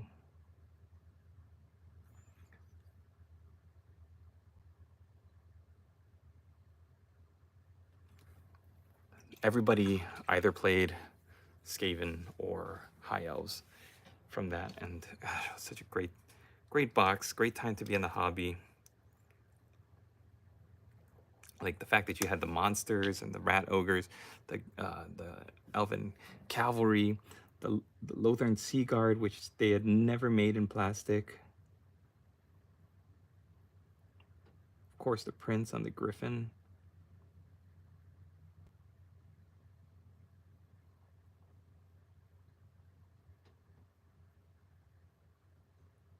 It's a great time to be in the hobby.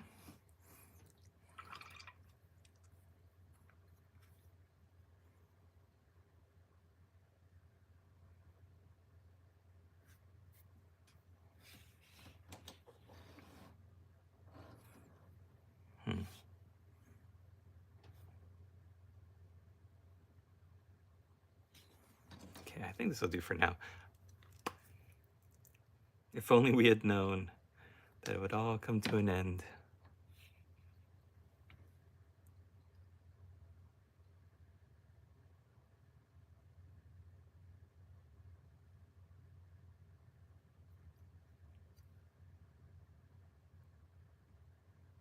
Yeah, if you have a HBO and you haven't seen Boardwalk Empire, it's a great show.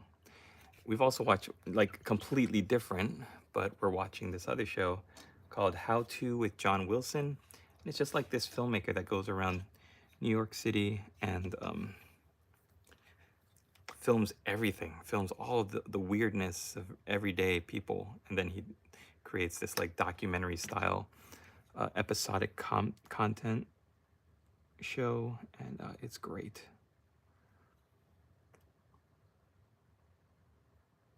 How To with John Wilson. It's funny because like his stories start somewhere where it seems like, oh, okay, the episode is entitled "How to Find a Public Bathroom in New York City," but then he starts talking to all these people with all these crazy stories, and then he starts doing his own research and finds all these weird things that he has to follow down tangents, and it's like you never know what's gonna happen.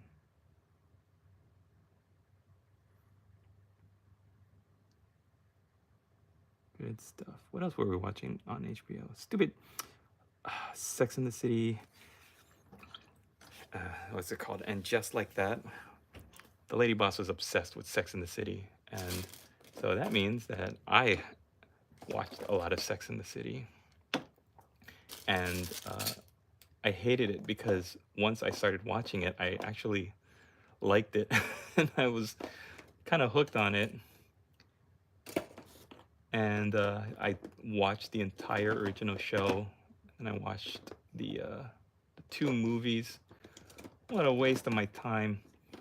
And then they had the new show, so we were sitting through that. But a lot of stuff is different. A lot of stuff is different in the new show. Okay, I wonder if I should do Skaven Blight Dinge instead of black. This like dark, dirty gray, which is gonna look black anyways once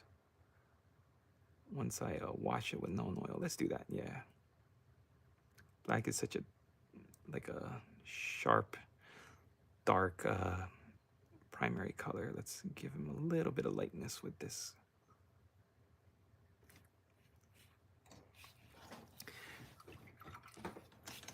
Where's my Balthazar gold? How many can Warboss Tay paint before the sun comes up and his baby wakes up? Okay, I need. So my son, he does that. I just realized, I don't know if he learned it from me or if I learned it from him, but he says I need, but he doesn't really specify what he needs because he's a baby. But right now I'm looking for my Balthazar gold, and I said I need that.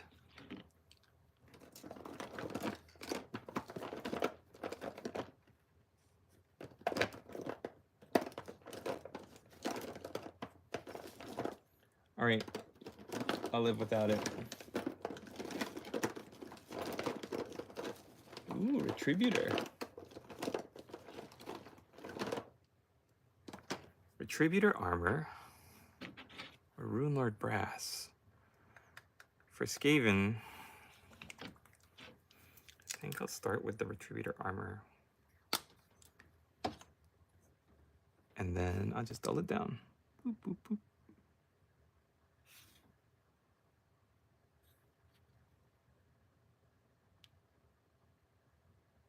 I used to really love painting fast. I used to love churning out what's it called? Like I used to love doing batch painting. Batch painting was so much fun. Just get started, get lost in the process, and when you come out of it, you've got a unit painted. And I've noticed since becoming a father, I've become much more precarious, or not precarious, tentative. Not as sure of myself.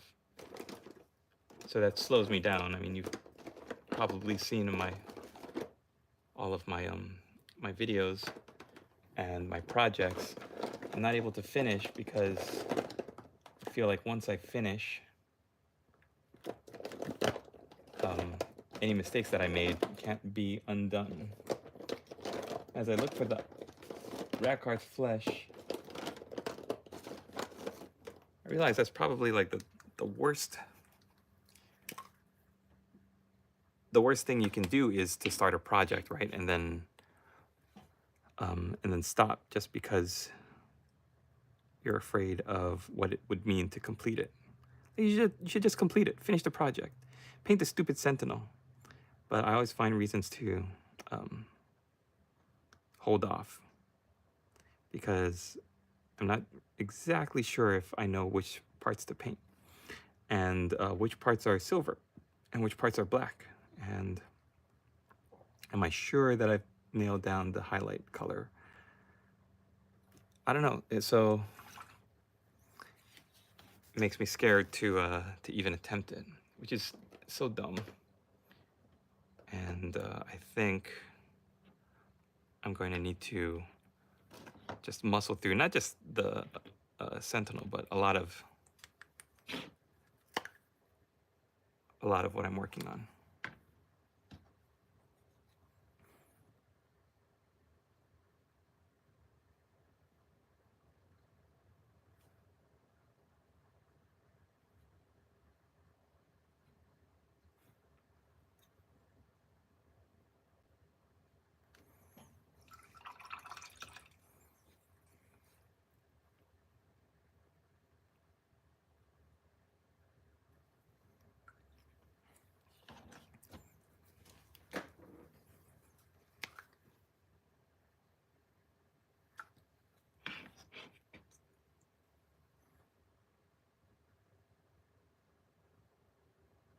What edition was that? Island of Blood. Wasn't it like 8th? 7th? 8th?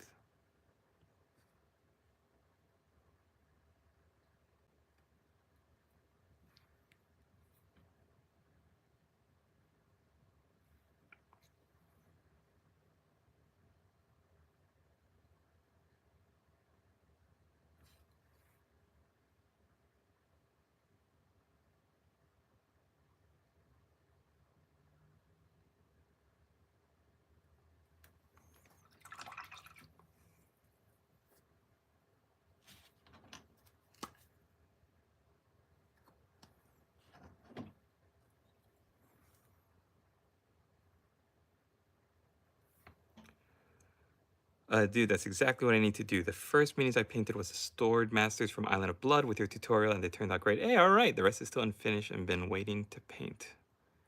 Lynx Lord, my friend. How are you doing? Well, you know what, Miss Charlie? Paint them for so long, but I don't trust I'll do a good job. That's exactly the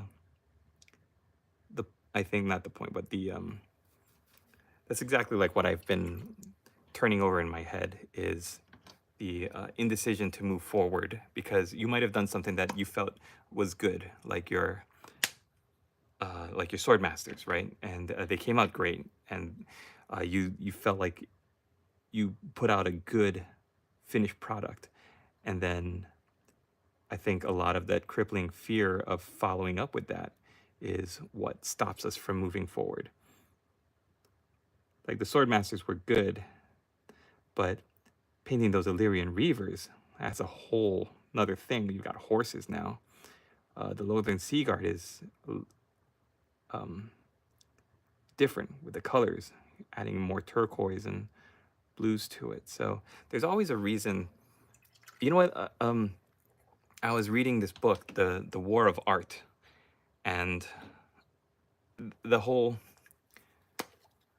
argument in that book, or the whole like thesis of it, was that we have these resistances and these like little negative voices that whisper to us, and they convince us that we aren't going to finish, that we're not going to do a good job, that it doesn't matter what we do, it's just not going to look good. And yeah, you might have had some successes in the past, but if you try to pick up that brush again and you start working on those other models, you better watch out. It's not going to come out very well. And don't say I didn't warn you.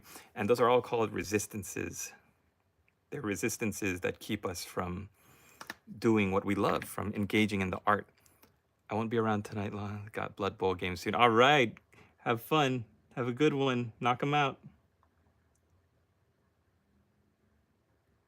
Thanks, Lord. What were you playing again? What team were you playing? Do you play in Blood Bowl? Have we seen your minis? I've been looking at so many people's painted projects on Twitter and everywhere. I have to be more aware of who I'm following, whose projects I'm following. But Miss Charlie, my best advice to you, and advice that I wish I would follow more often, is to just set them out in front of you like I'm doing. These Skaven were sitting in a drawer. This Sentinel, which I wanted to get to tonight, but I think I really am not going to, was sitting in the corner of the table downstairs where the lady boss's office is. And just have them in front of you, because I promise you, having them in front of you is going to force you to look at them, right? If they're hidden in a drawer somewhere, or if the Sentinel is like up on the shelf behind some like dry erase board or something else, then I'm not going to look at it. I'm not going to think about it. It's out of sight. It's out of my mind. But if I've got it right here, just peeking into the frame, then it's going to be it's going to be waiting for me. And it's basically just like saying, I'm right here, man. I'm right here. I'm not going anywhere. You don't have to pay me today, but you're going to pay me at some point. So it's a little bit of positive motivation. Because really, when you look at it the other way and you say, just do it, just paint it, just pick up the paintbrush and paint it, that builds the resistance of frustration. You're not going to be happy when you're working on your models if you're frustrated.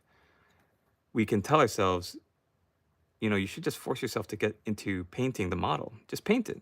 Just sit down and paint it. What's the big deal? But the minute you start, if you're going to be frustrated and you're not going to have a good time, then that's just even more resistance. It's like grinding your gears when you're trying to work the machine. I have 3 teams: Wood Elves, Norska, and Dowie, obviously, and soon Vampires too. Oh man. You know what, just for you, Lynx Lord, I've got this Norgrim's Rune Throng that I'm going to be building up as old world hammerers and iron breakers with on the 25mm bases. Like, I can't wait to get that going. And I think all the dwarf projects that I've got in my bins, I really want to get to them, because I think dwarves are going to be, like, if not in Cities of Sigmar, which they're not, like they're barely mentioned in the book, I think they're going to be a huge presence in the old world. Like, they factor in such a big way in all of the articles we've seen so far, right? So I'm going to build up some old world dwarfs. I've also got an anvil too. I sort of believe that I can't do it unless I have a tutorial. I painted them right when you posted the video years ago. Did I not post tutorials for the Lothern Seaguard? Or I don't think I did, yeah? That's right when I moved in with the lady boss in California. So I think that was right around the time that I stopped doing like long form tutorials, because there was just I didn't have any setup for it. It was a different kind of living situation and painting situation. I went from working off of a camera, like a Canon T2i with a tripod, and recording onto a memory card. Oh my gosh, recording onto a memory card and then uploading that onto my Apple laptop. And then from there, editing it in iMovie, and then slapping that thing up on YouTube after rendering it and exporting it out of iMovie. It was such a process before. Now, like, I'm live streaming like right from my phone. I'm not recording anything onto like a external whatever. So I think when I moved and I didn't have this was still before when the YouTube was just such a lawless place. I didn't have access to the things that I felt would help me to be a good YouTuber, recording and whatever. So yeah, I didn't. There were a lot of things that I stopped making tutorials for, is basically what I'm saying. Drum sounds great. I've uploaded some pics on work in progress of the team. Okay, okay, yeah. Every time, Blood Bowl is such it's a game that not many people play or are into. So whenever I see them, like especially like good painted teams, then it always makes me happy. Makes me want to go out and buy a snotling team with a pump wagon. Miss Charlie, I know it's not going to turn out as good since I've barely painted, but I really do just want to paint and experiment on my own, but kind of scared to ruin the models. Yeah, I know the feeling. I know the feeling. And I need to follow my own advice when I say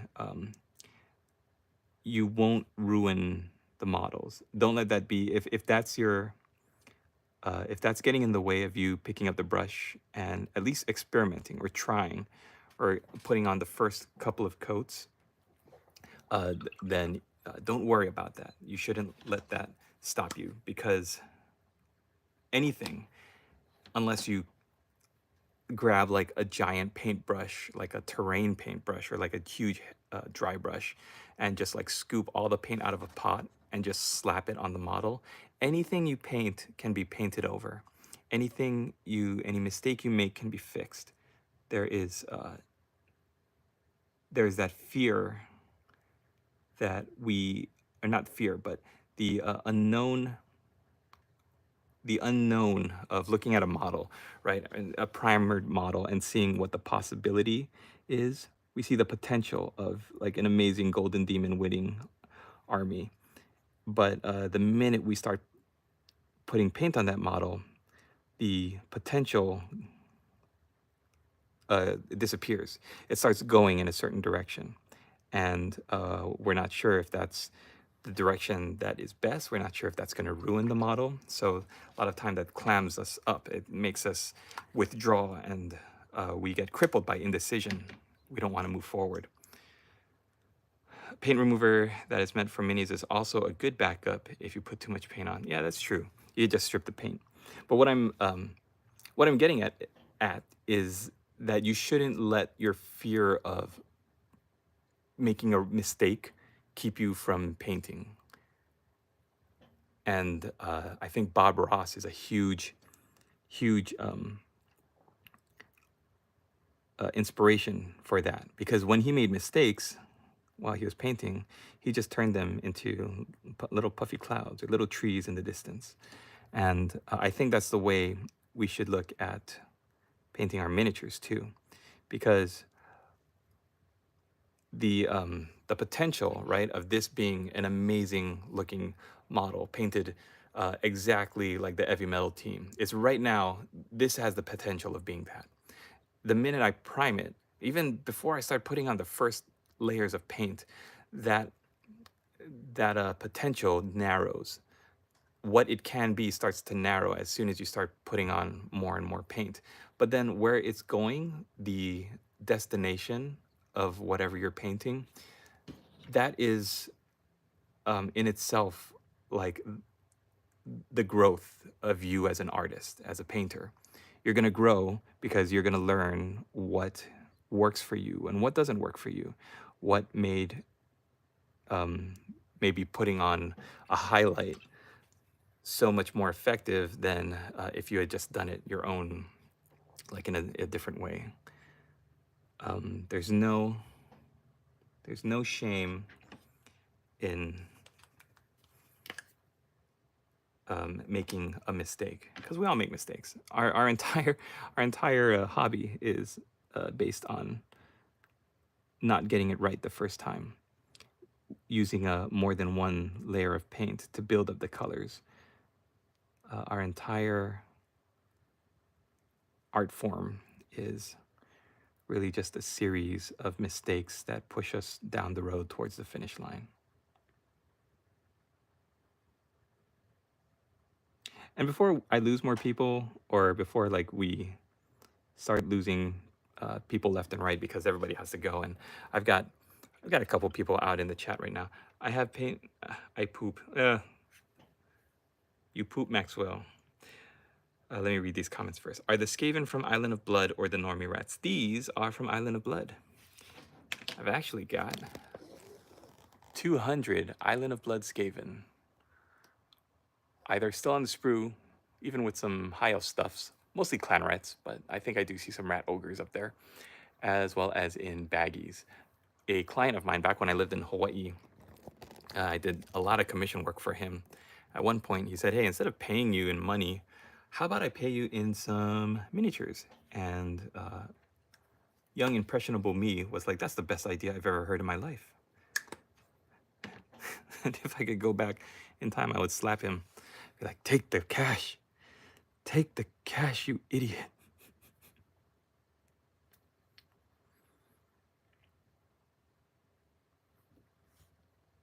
What was I saying? Oh, yeah. Miss Charlie, I have paint remover and I've collected so many minis, paints, different types of brushes, wet palettes, and geeked out on videos and hobby materials, but actually painting is hard. And I have painted from time to time, but far less than I want to. I got interested in Warhammer when I was around 12 years old. I'm 29 now and still struggle with not doing a good job. Yeah. So I think the story of most of us is that we got into the hobby at a very young age, and we were sold on it by going into the hobby store and being talked to by the workers, and we had friends that introduced us to the hobby, or we saw it on YouTube. But I started around 12, I think, was when I started actually collecting the miniatures and painting. I remember painting like my first skeletons and my first orcs and goblins in middle school. And I was like in my closet working on my miniatures because that's the only place that had an overhead light. And I didn't think to ask my mom for like an actual desk lamp that would shine right onto my models. And I feel so dumb. But a lot of us also take that, the hiatus, and then we get back into it after years and years. But okay, so what I was getting at earlier was that no matter what, you're like that crippling fear of starting because of not producing work that you feel is of an acceptable quality. I think that is a big resistance that can be worked around. Honestly, I think I'm just going to do it later today. Yeah, because I've been wanting to for so long, and right now I just want to paint and not care how it turns out. And you know what? That outlook is how you're gonna churn through so many miniatures. You just have to keep that outlook. Just say, you know what? I'm just gonna paint, and I'm gonna see where it takes me. And you've already done with the sword masters, the silver. Like, you know how to build up the silver. You know how to build up the colors, and you know how the models look and how they work. What are you gonna start with first? The sea guard or the horses? I can give you a couple of really quick tips if you want. What am I doing? Let's do red string. Sea guard, I think. Okay, so if you have turquoise paints like Sotek green, or what's the other one? Temple Guard blue, or Thousand Suns blue. There are a lot of new ones that I haven't really been keeping up with, but those are really, really good to use for the seaweed, as well as for the ocean on the shield. The waves on the shields are so much fun to paint.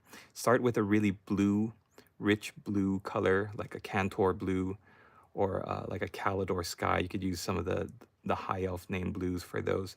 And then I would suggest building up the turquoise colors, and then you can build up some seafoam with using like some white colors at the top. You're gonna have a lot of fun painting those shields. And what else do I remember from painting those Lothern Sea Guard?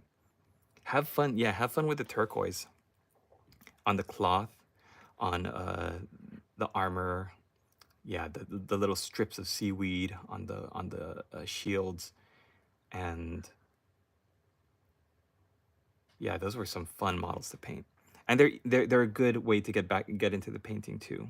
Since you said it's been a while, you definitely work your way up to the horses. You don't have to start with those. Yeah, get started with the Sea Guard. Find your mojo again. This is for everybody. I think if you're watching this in the future, or if you're watching it now on the live stream, I just want to let you know that I started this hobby, and then I started the YouTube, and I never thought that I would make any kind of money or compensation or living off of it. It was just a hobby that I love doing. I love sharing my passion for it. I love painting. I love going online and seeing what other people were doing. In fact, I just got received earlier today a comment from someone I used to follow that I've just lost contact with. And I don't know if you remember from years ago, a YouTuber named Vanhammer73. And I love his content. I love his positivity, his energy. He had this I think it's a Space Wolves banner in the back of his on his wall behind him. I really love connecting with people that I haven't seen for like forever on YouTube. Oh, Miss Charlie, thanks for the tips. They're at a friend's house. I did start on them years ago, so it's just gonna strip them, try again, and actually finish. Yep, you do whatever whatever you feel is gonna work. I think yeah, the inclination to start fresh is a good one. And you're not really like feeling like you're under the shadow of something that you have to complete. Clanrat painting never ends. Hey, what's up? What's up? Uh, is it you goes west? Hey, thank you. Thank you for the tip. Oh my gosh. That's amazing. Thank you so much. I want to know how to pronounce your name because or your YouTube handle, because I don't feel like I do it justice, and every time I see it I'm like, oh, I don't want to butcher it. Do you have like a pronunciation for how to say, is it IU goes west? The thing about Skaven is the more you paint, the more you realize you have to paint. But it's great.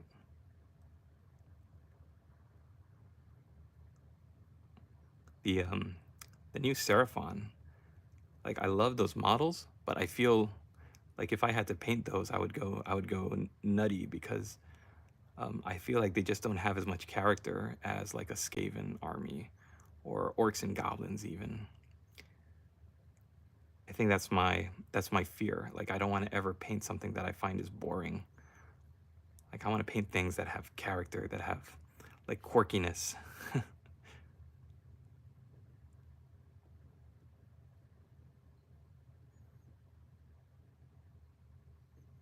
I want to just, if I can get all the base coats down, what time is it now? It's 5:06 here, California, 5:06 in the AM. If I can get all these base coats down, then I will consider it a good day. And then I'll get back to building some more Cities of Sigmar Cavaliers. And then we can see where the winds of fate take us, friends. Miss Charlie, I recently discovered you were still active on YouTube, and I didn't expect to find you live now, but just what I needed to push me to start. Thanks, need to go soon. Yep, have fun, and best of luck. We'll probably see you again if you do see me on another live, or if you want to just leave a comment on any of my videos. Let me know how it goes on.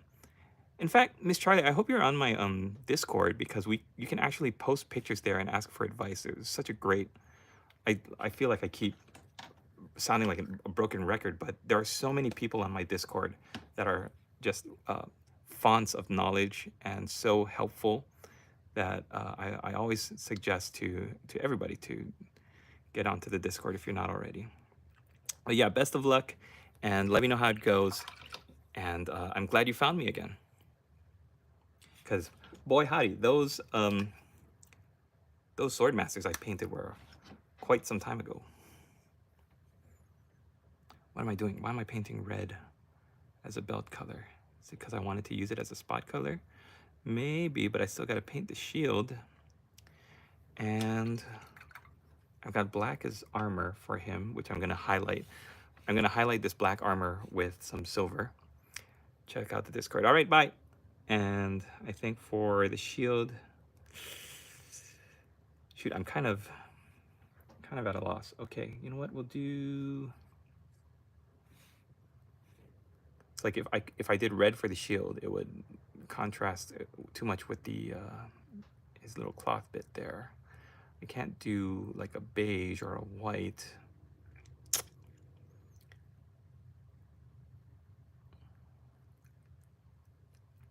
I could do a black. The only black on him is the armor. Decisions. Let's do red, or should I do brass?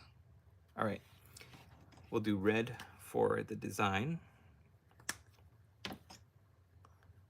And I think I'm just gonna go with like a dark wood. We'll just keep the dark wood color for the shield. Why not do Skaven?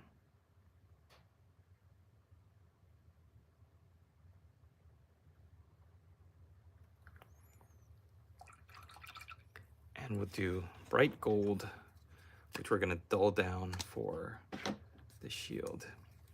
Oh, I'm super excited. If I can get these guys all painted up before Sunday and throw them onto eBay, then that would really make me happy.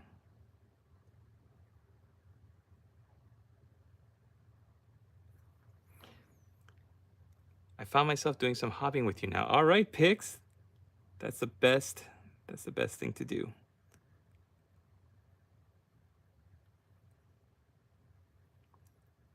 That's actually how I used to hobby on. That's like how I would get started when I was younger. In my younger days, I used to find that hobbying with people on YouTube was the best. That's why I would always just turn on like painting tutorials and painting videos.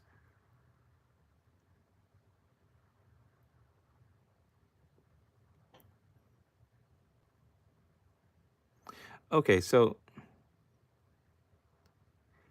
here's something I wanted to talk about.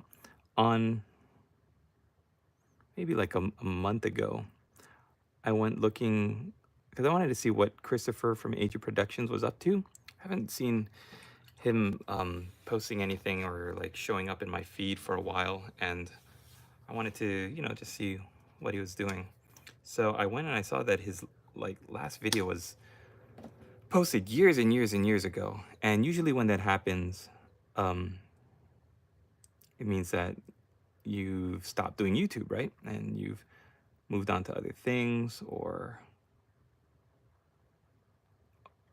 you know, something happened. And the fact that there was no goodbye video was kind of having everybody in the comments writing things like, "Hey, are you okay?" and hope all's well, standard stuff, you know. And I didn't really think too much of it, but then as I started looking down the comments, I saw this one that really upset me, and I don't know if it's true, and it could be wrong, but the fact that there was no other corroborating information about it is kind of making me think it's not true. So somebody had said that they had heard, because they either live in the same area or they knew him, they had heard that he got into like a really bad car accident, and that this was like years ago, and that he didn't do so well after that, and then eventually he passed away. So like that's why there was no, it was so abrupt. Like his last video was about unboxing like the Space Marine heroes, and he had mentioned he was gonna do like a project. Hey, what's up, Doc Torlin? So yeah, I had actually planned to make a video on this topic, and I did like 3 takes of it, and every time it was so morbid that I just erased all the videos because I didn't think it was appropriate like for my channel to speculate or um, to do a video on. But now, having had some time to think about it, I think whether or not it's true, what I would like to think is that Christopher from AG Productions has just found better things to do with his time. And unless I hear that he did actually pass away, which is like super sad, then I'm just gonna hope and wish him all the best for everything. But it goes to show that because Christopher from AG Productions, like he gave me the motivation, the inspiration to do the summer painting challenge. Risk Taylor Wallbank, I've been doing this hobby for 15 years and been a fan since. I still watch your Empire videos. Oh, thank you.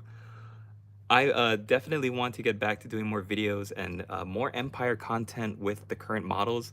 I've got an Empire book that I want to do like all sorts of different Empire models, color schemes on, like the Sterling River Guard. Um, just all different models I want to do color schemes for because Old World's coming back. So um, what was I talking about?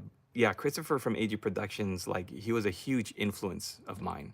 And earlier today, I mentioned that Van Hammer 73 had sent me a comment on one of my latest videos, and he said that somehow he'd gotten unsubscribed from my content. And I thought, oh, that's so strange. Like I've heard that happening, people getting unsubscribed for some reason. Like what? I don't know why that is, but if you could just double check that you're still subscribed to me, not just you guys who are currently here in the chat watching me live, but if you are watching this in the future, for some reason you've gotten to the 2 hour mark where we are, and you're watching this in the future, I hope you can double check to make sure you're still subscribed to me and that you've got the notifications on. I'm trying not to bombard people with useless content. Like I really want to do videos that make people happy to see in their feed. Sometimes the people that I subscribe to, like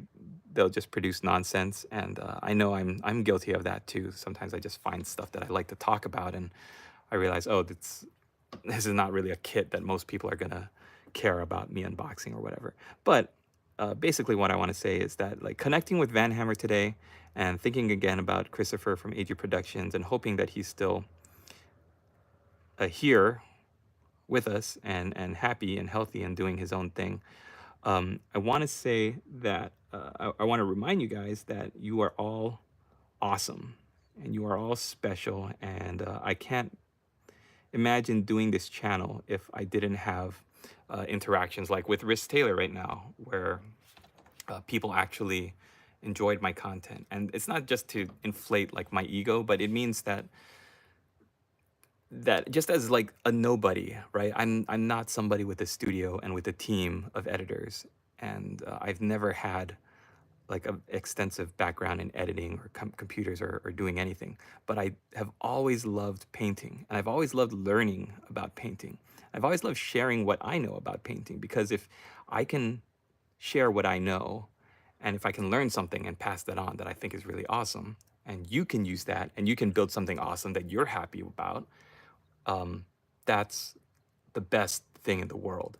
So you are awesome because you're like a ball of light. You're like a vessel of knowledge for whatever hobby you have, whatever you're working on. Nobody's gonna make it like you. And it could be this, it could be Dark Toilet, like your Legos, like your art, this art that we're doing together.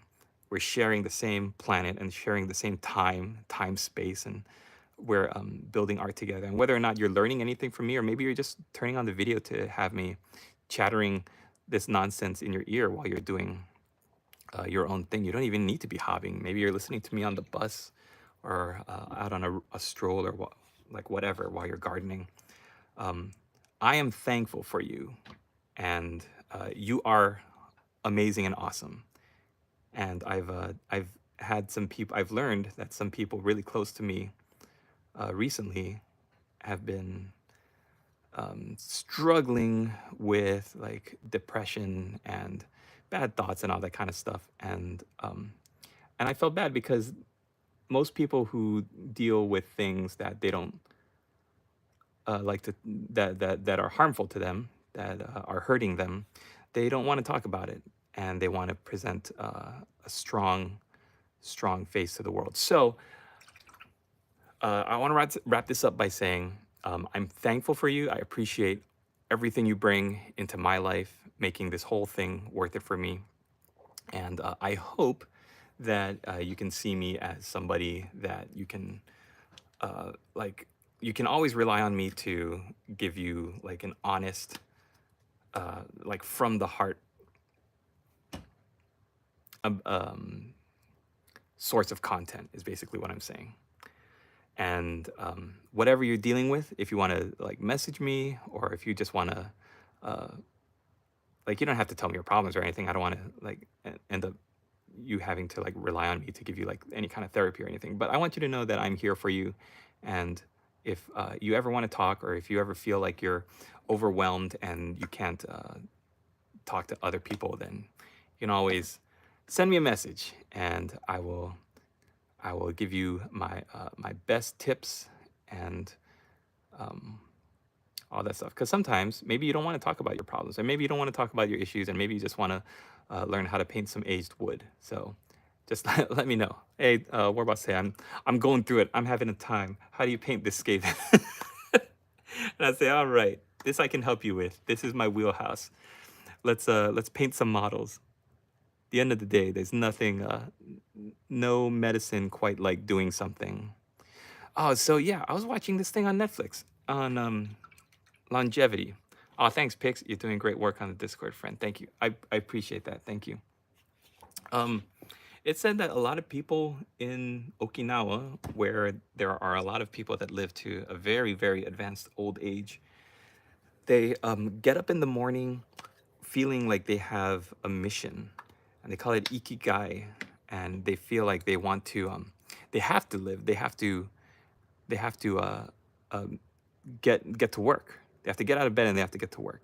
So when I feel like if I'm ever going through it, I don't have it as bad as some of my loved ones do.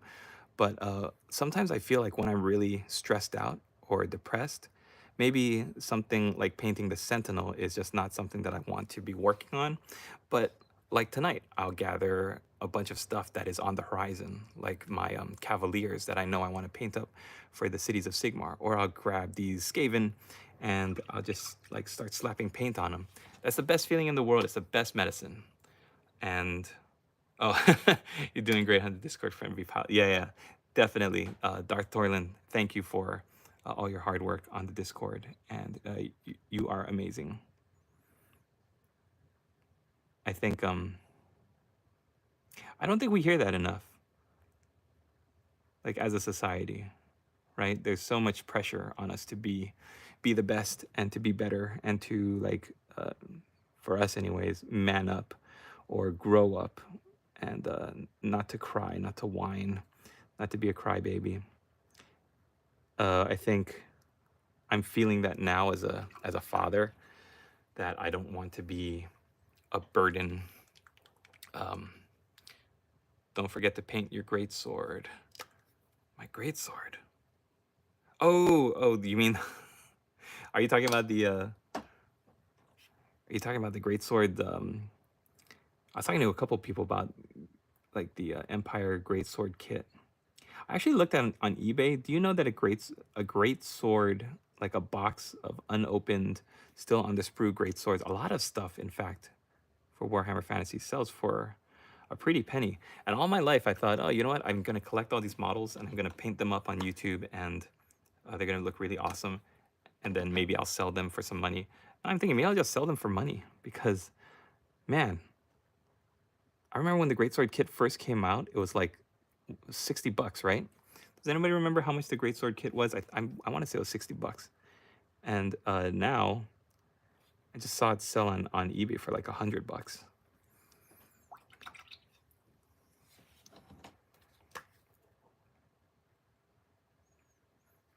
I don't know why, like painting Skaven makes me happy. You ever paint something that makes you just like, you do it and then it's like, oh, it's like stress relief. Like I love painting my Cadians, but I feel like they're just a little boring. I feel like Space Marines are like like unforgivably boring to paint, but they look great when they're done. The actual act of painting, though, like for some reason, when I'm painting Skaven, like it, it puts a smile on my face. Where's my Bugman's Glow? Here it is. Yeah, Darth Torlin, I enjoy painting Lego, or building with Lego now, other than painting.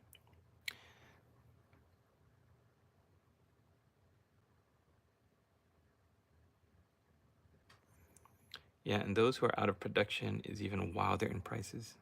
Isn't that crazy?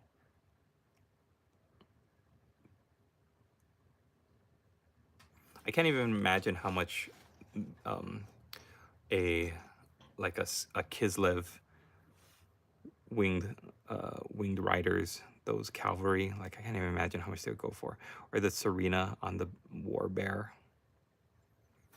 Those Kislev models, I only saw them in person once, and I regretted not getting them because I remember looking at the boxes thinking like, I'm not gonna spend no $40 on some metal models, and that was it. And then I never saw them again.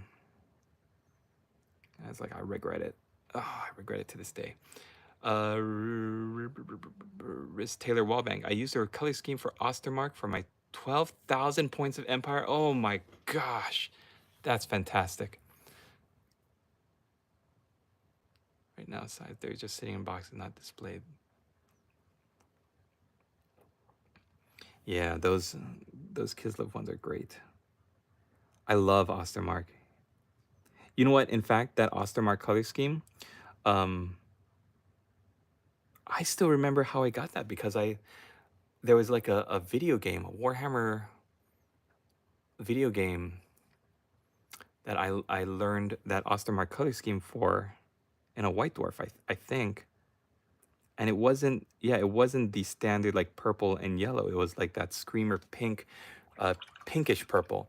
And I thought this is such a better contrast for what what these models were. Like the colors look so much nicer with that screamer pink rather than the that more royal purple.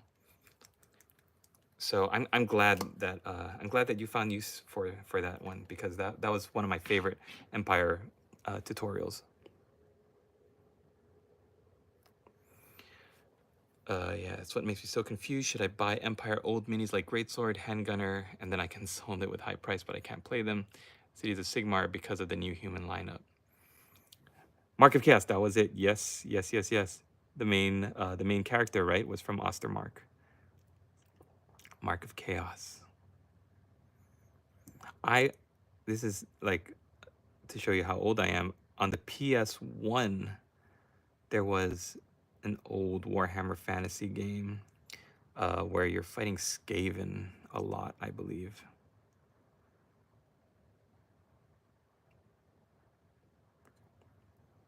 And I used to love playing that game. I think you start like fighting your Shadow of the Horned Rat picks. That's it. Oh man. Oh my goodness. Shadow of the Horned Rat. Oh. I'm really glad you remembered the name. I couldn't remember the name for the life of me. That's fantastic.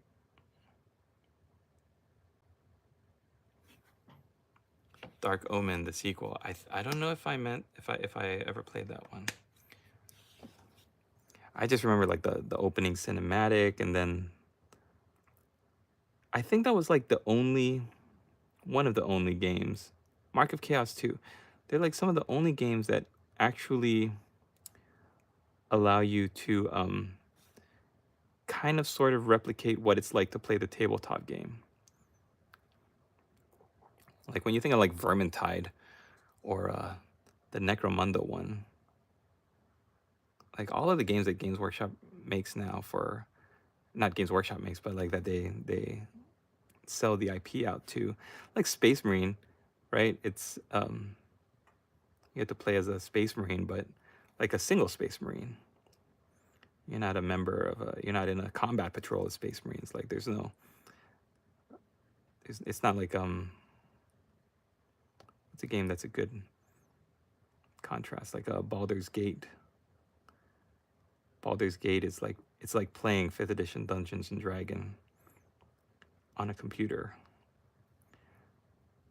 But there's no real like Warhammer experience or Age of Sigmar experience. It's usually just like a single person shooter running through a level to get to the end. I got introduced Warhammer Fantasy in 2017 when I bought the first Total War Warhammer. Yeah, I think Total War Warhammer is a pretty close approximation of what like it's like to command an entire army on the field.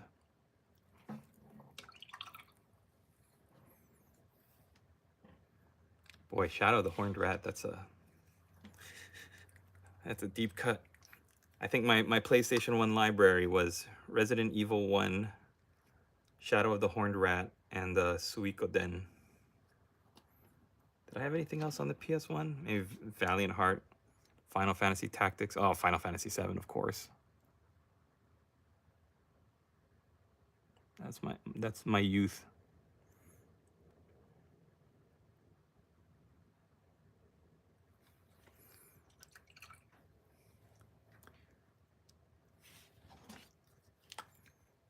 I remember always being jealous of everybody on PC that could play Dawn of War and Total War Warhammer, because I never had a gaming PC.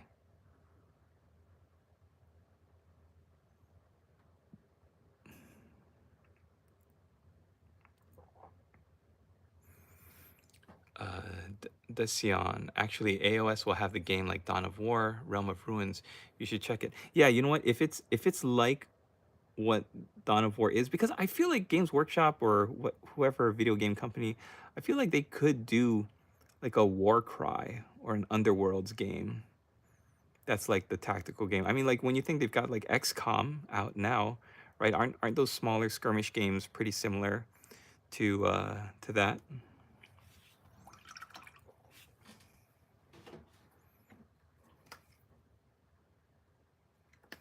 I just feel like there should be. We spend so much money on this hobby, so we build armies. We paint them up. We like to see them laid out in front of us. We enjoy the list building and going out and seeing like these armies marching off to war. I just think having having a game that recreates that feeling of the tabletop game would be would make sense. It would be such a good way to funnel people who are gamers into into the hobby.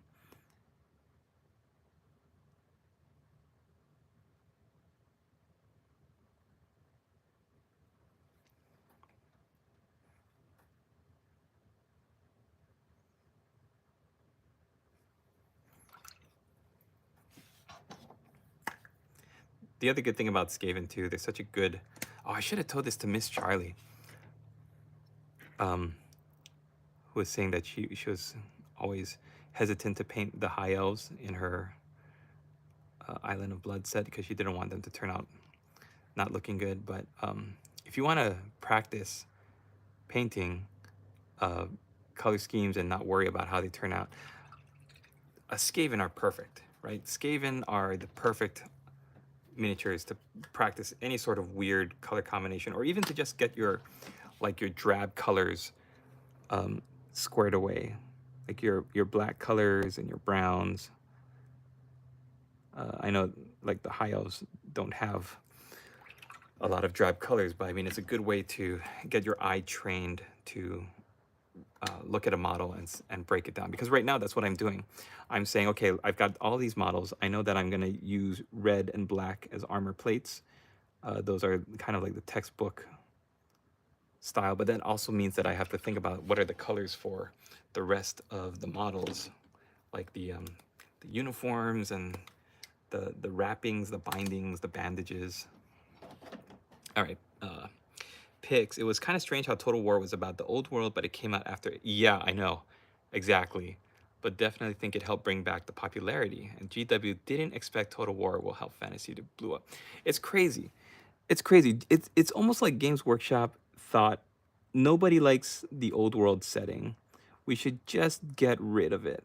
Let's just get rid of it. Nobody's gonna care, and let's make this awesome new setting that's so totally fantasy, like heavy metal, like crazy wizard on the side of a van, fantasy, and all the different elements, and just like make it so out of this world, high fantasy, big magic, big armies, big concepts. Let's take it away from this medieval Lord of the Rings, Middle Earth style, old low fantasy setting, and just make it wild. And they know they release old world exactly, and then then so many people were like, "This stinks. We don't like it. We're not gonna play it." Now they're like, "Well, how do we get those people back?" Do you know why you drove them away? Because they've got entire cases full of Bretonians and dwarves and tomb kings and like the armies that you didn't completely yeet out the window, like the dark elves, are completely neglected and ignored now, like the dwarves. Yeah, they have rules, but they're just barely in the cities of Sigmar now. Whereas before, I feel like Games Workshop was trying to say, oh, like all the good guys have made this cosmopolitan world of working together to stave off the bad guys, and they're all good, like they're all working together. Even dark elves fighting side by side with the lions of Trace, and like yeah, they're dispossessed, but now look, we have Lumineth Realm Lords, and we have oh, you don't want to play those, you don't want to play those old crusty dwarves. We've got these amazing fire slayers. Come on, guys. I think everybody was like, what? What? And they're just like, you know what, forget it. We're just gonna make a new game called The Old World. Everybody was like, yay!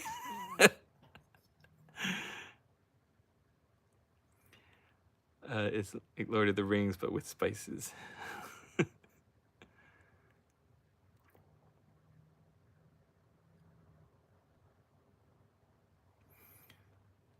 want more of different human factions squabbling with one another.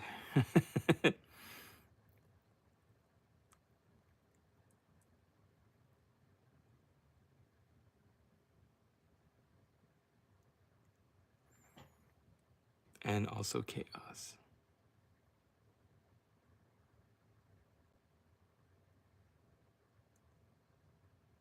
You know how they brought back, not brought back, but how they ported Gotrek into Age of Sigmar. I feel like that's such a cop out. Like it was bad enough with Teclis and Marathi and like a bunch of other old world natives, right? That they just ported them over. But I feel like Gotrek, his whole thing, I think was so rooted in the old world. They should have just let him die there. Like, oh, his story's not done yet. Nah, it's done. It was a great story. He was a great character. I read the first Gotrek and Felix story in the book Ignorant Armies. Their story Geheimnisnacht, about the two of them going to an inn and rooting out a chaos cult that performed these dark rituals in the forest. I loved that story. I loved how they were just two dudes, and then I was like trying to follow the Gotrek and Felix like saga as they were coming out with more and more books, and then I was just like, what is going on? Like, are they gods? Are they imbued with the power of gods? What is now Gotrek's in Age of Sigmar, and he's looking for Felix, and it's, oh my gosh.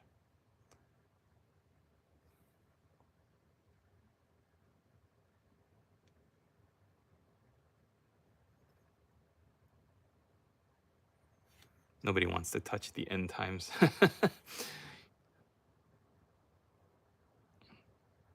The doorstep. The weird, those fire slayer hammering metal into their skin. Yeah, Link's Lord. Human squabble, you got that in fantasy.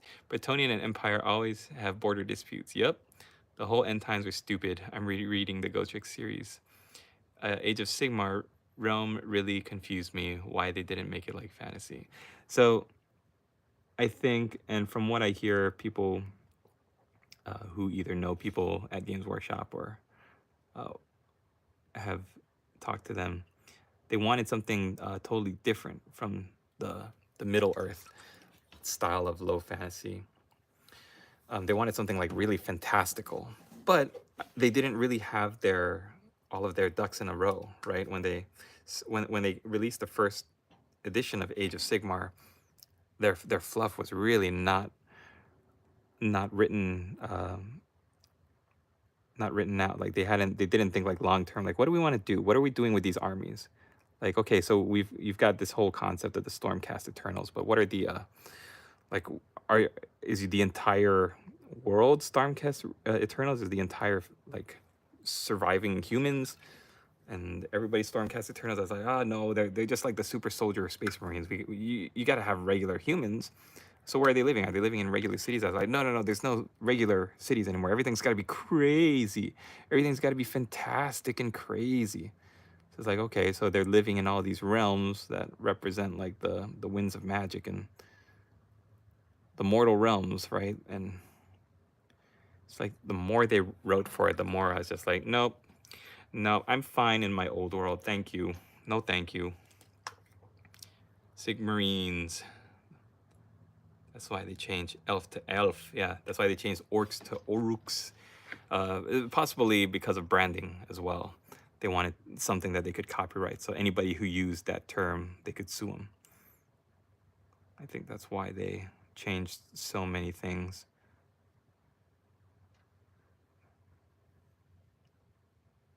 Which is, I mean, that's smart, but I think they were just like making like they were too big and too important for what they were doing. When the reality was, it's like, yeah, you guys had a really good thing going with fantasy. The old world was a great setting, and now it's blown up, and you can't really use it anymore. It's like, oh no, we can't. We'll just go back in time. What? We'll just go back in time, then we'll have our old world game. But see, it takes place way before the end times. Historically, in the fiction, we'll set it up right in this one really tumultuous period of time. It's like, oh.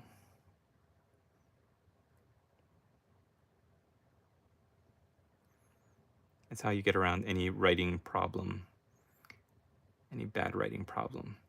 They did that with, what's it called? Mass Effect. They're doing that with Star Wars. Like they don't want to move the time forward. They don't want to move the story forward. It's like 40K in a nutshell, right? They don't want to move the story forward, so they have to talk about everything that took place in the past. I don't know why I'm getting like so worked up about it. It's not like it's anything new. And what do they always say? Like, you always have the things that you love. Like, they're never going to take it away just because they move forward with the game. I just remember feeling really, I had a really bad taste in my mouth from the whole end times, blowing up the old world, killing all of the characters, like King Lowen Leoncoeur and Karl Franz, and everybody just like getting smashed left and right. I was like, really? This is how you're gonna like do it? You're just gonna blow the entire setting up?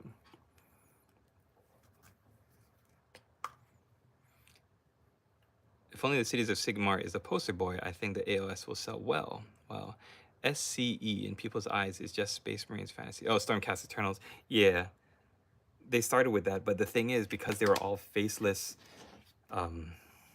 super soldiers, right, in first edition versus Khorne, I don't think anyone I don't think anyone gravitated towards it.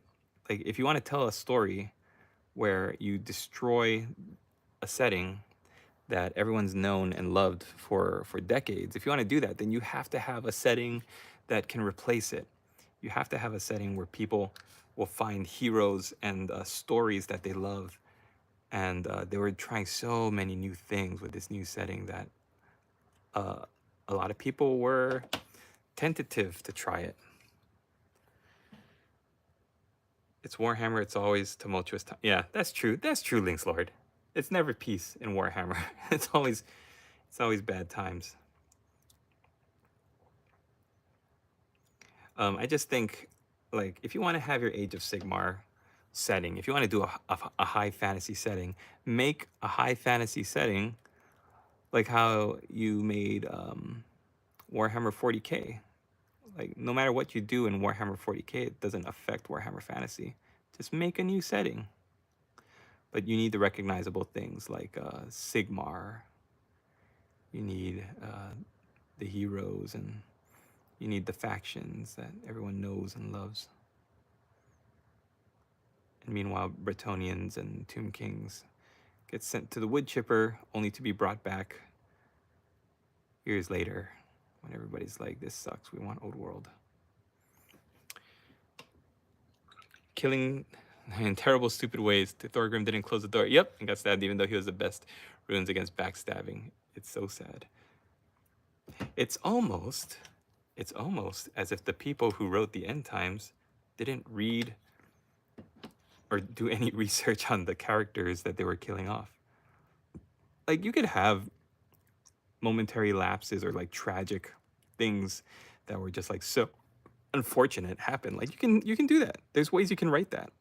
But don't betray the characters by making them seem like not at all like how we knew them to be for years and years and years. Let's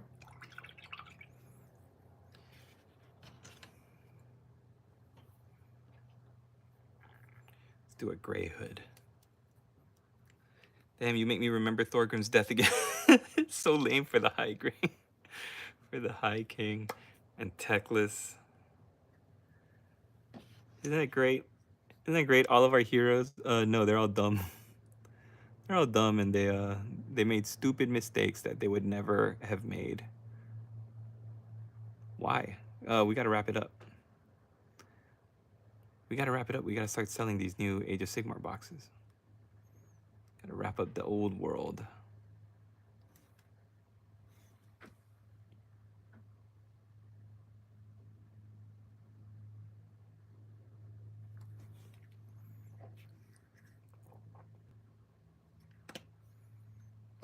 Yeah, people started acting against their nature. That's the whole thing.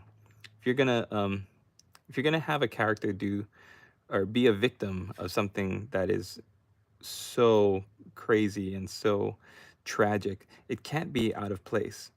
Even if it's something that that is out of place because of some crazy event, you would never believe that the High King of the Dwarves would make a mistake that would cost him like his life like that. Like with all of the war and everything he's seen, like you could say like something like, oh, he just saw the queen, the dwarf queen, like murdered in front of him, and he was called out by the enemy generals, and maybe they slipped some Skaven warp dust in his drink or whatever. Like, you would have to really explain why he would have such a momentary lapse in judgment. Otherwise, it's like it's character assassination. You're changing the character just to kill them or make them look like less than they were, than the characters we fell in love with. Same thing that they did with like a lot of our characters now out of a bunch of different franchises.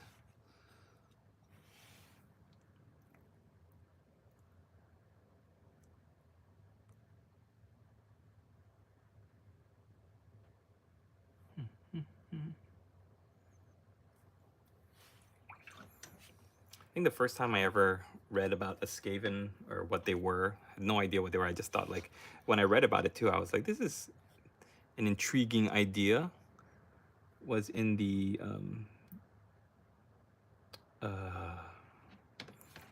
Leichmaster role-playing scenario, Return of the Leichmaster.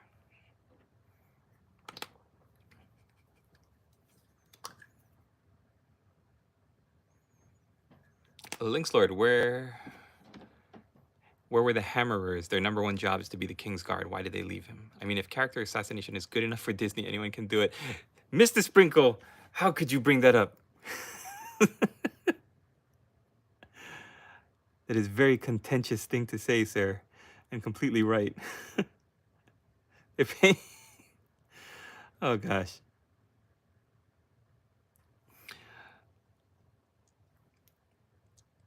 Like I don't remember.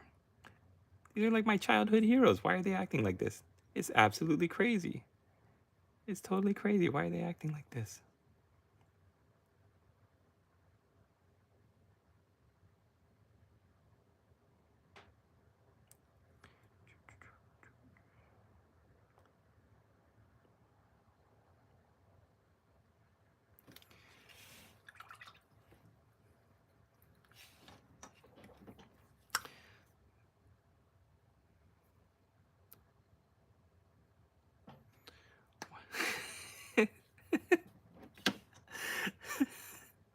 That's right.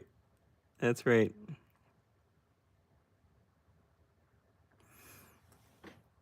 I feel like that argument has been brought up so many times, and it's almost like you can't really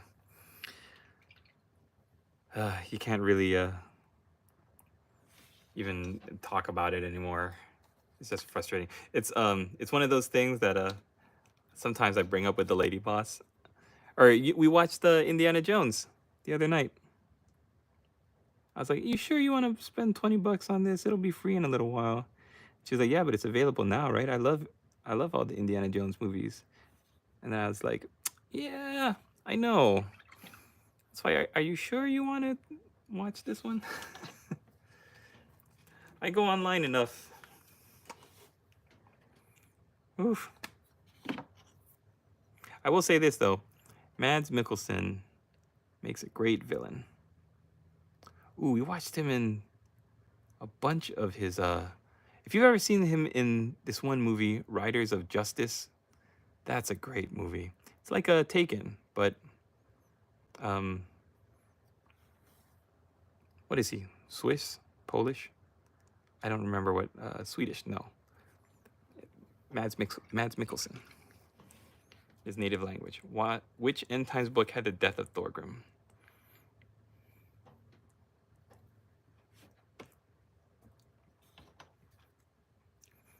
I bought The Fall of Altdorf in hardback,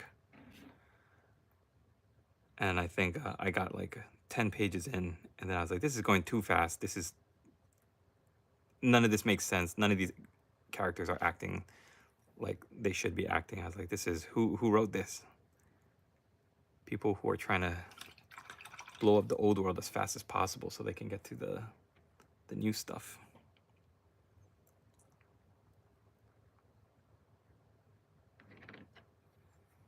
Yeah, you're right. Danish. Yep. Yeah, Riders of Justice, such a great movie. It's like a dark comedy action, which with like surprisingly more comedy than I thought, but never like weird out of place. Like everything fit, and like a lot of times the comedy was like unintentional. And I'm not gonna spoil it, but it was a great movie, and like in one second it had me laughing, and the next second it had me going like, oh my gosh. And it's like Mads Mikkelsen doing that that stern like acting with his eyes, like big tough guy that can't deal and process with his emotions, and like a revenge movie, but so good. And the supporting characters are so good.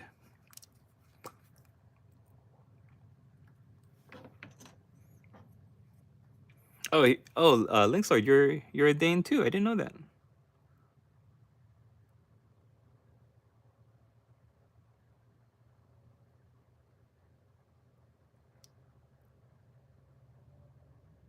In fact, I was just watching because when you buy the Indiana Jones um, on digital after the credits, I was like, why is there still a half an hour left in this?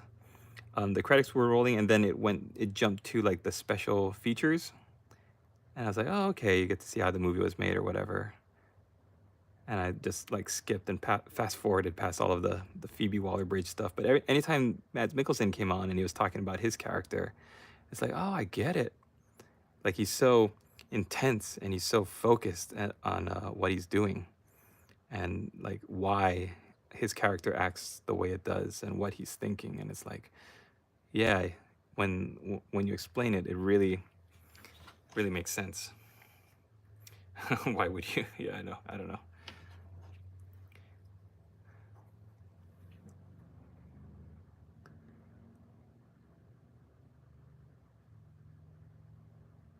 I missed him in the Hannibal series, but everything I've ever seen him in, I really like him.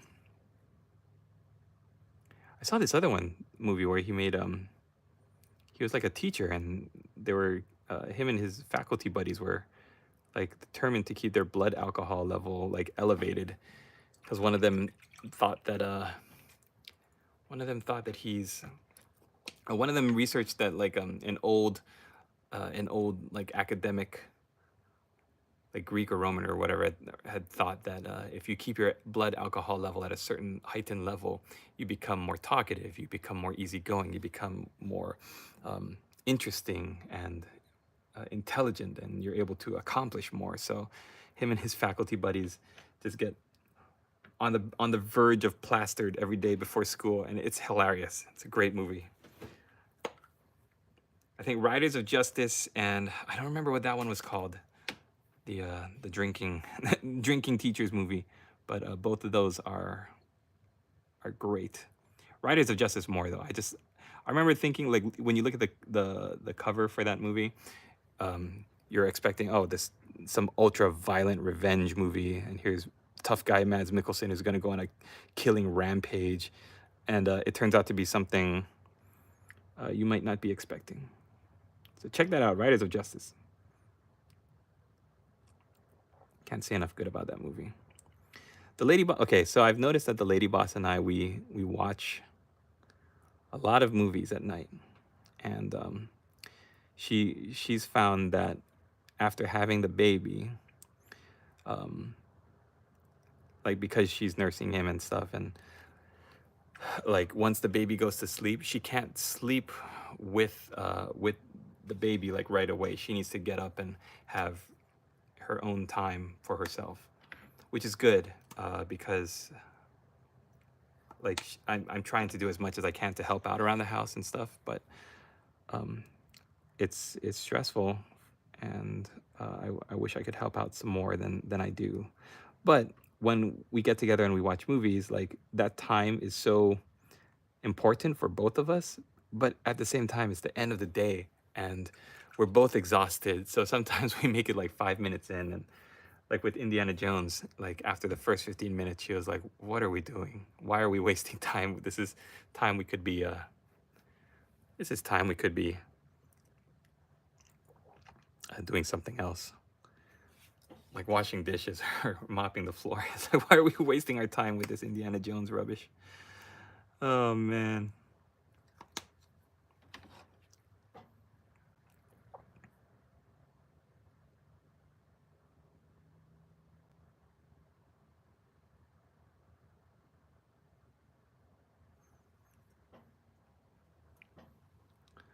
Good luck. What's the movie? Is he painting miniatures? Yeah, I'm sorry. I am painting miniatures. I haven't answered your question yet. Um, Daniel Busby. I'm painting a bunch of Skaven Clanrats. The goal is I want to get them done as quickly as possible, get a system down so I can replicate it, and then paint the rest of these guys. If I could do it in as little amount of time as possible, what I would like to do is flip them sell them on eBay, and have this be a sustainable form of income to go along with my YouTube shenanigans and everything else that I'm trying to do, like my my writing and everything else. So everything that I'm looking at on YouTube's is like telling me that eBay is real hit or miss, and you have to be good, and you have to paint well, and you have to paint things that people are gonna want to buy. Like nobody's gonna pay you a lot of money for a Fire Slayer's army. I don't know, maybe they do if somebody really wants a Fire Slayer's army, but just trying to do my research and trying to figure out what's the best way to move forward with this thing, because I realized that working a full-time 9 to 5 job just wasn't going to work with my my son being as young as he is. Maybe one day I can figure something out once he goes to preschool. Yeah, so I was looking. If you look at eBay, it's crazy because you look on eBay and figure like I've got some stuff I might want to sell.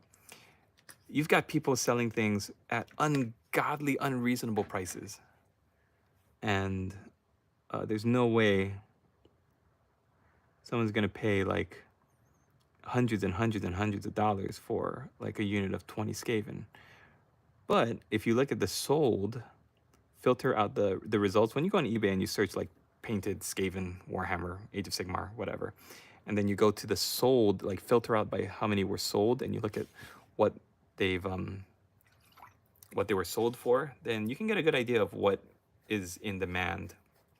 Amazingly, nobody's posted any painted Cities of Sigmar. They've posted a bunch of Cities of Sigmar boxes, and they've split up the contents to sell like the Cavaliers and the Steel Helms and the officers. Like that's flooding eBay right now to the point where, you know how Games Workshop sold the Cities of Sigmar set for like over $200. You could buy a Cities of Sigmar box on eBay for like 130 something now. People like the scalpers just went out and they bought all of the available boxes, and now they're selling them. I'm loving this. Just thanks, Daniel. So there's a market for things, but like I said, nobody's posted any sold or any painted Cities of Sigmar. So we have no idea what the price point would be for a unit of 5 Cavaliers painted in the Hammerhall Akshi color scheme. Nobody knows because it hasn't been done yet. So I'm thinking maybe I'll just wait and I'll just keep painting my Skaven. I think the last time somebody sold, somebody got a good price for a unit of 20 Skaven was for $170 something dollars. And it's funny because you can always tell the professional, quote unquote, professional painters because they've got like usually a black background. They have like a little logo in the corner of the screen, and then their stuff is always really, really highly priced. But it's weird. Some of them are in China, but some of them are also in like Ukraine, and they ship their models out for like $30 for shipping. That they charge the customer. So it's like, I don't know why anybody would pay these crazy prices, but they do, and it's like why would they pay that much? Maybe somebody just really wants 20 Skaven and doesn't mind paying $180 plus $30 shipping. Oh my goodness. Like give that money to me and I'll paint up like a bunch of Skaven for you. Or better yet, I'll teach you to paint. Paint a man a Skaven, but teach a man to paint a Skaven. And they won't buy yours on eBay. Never mind.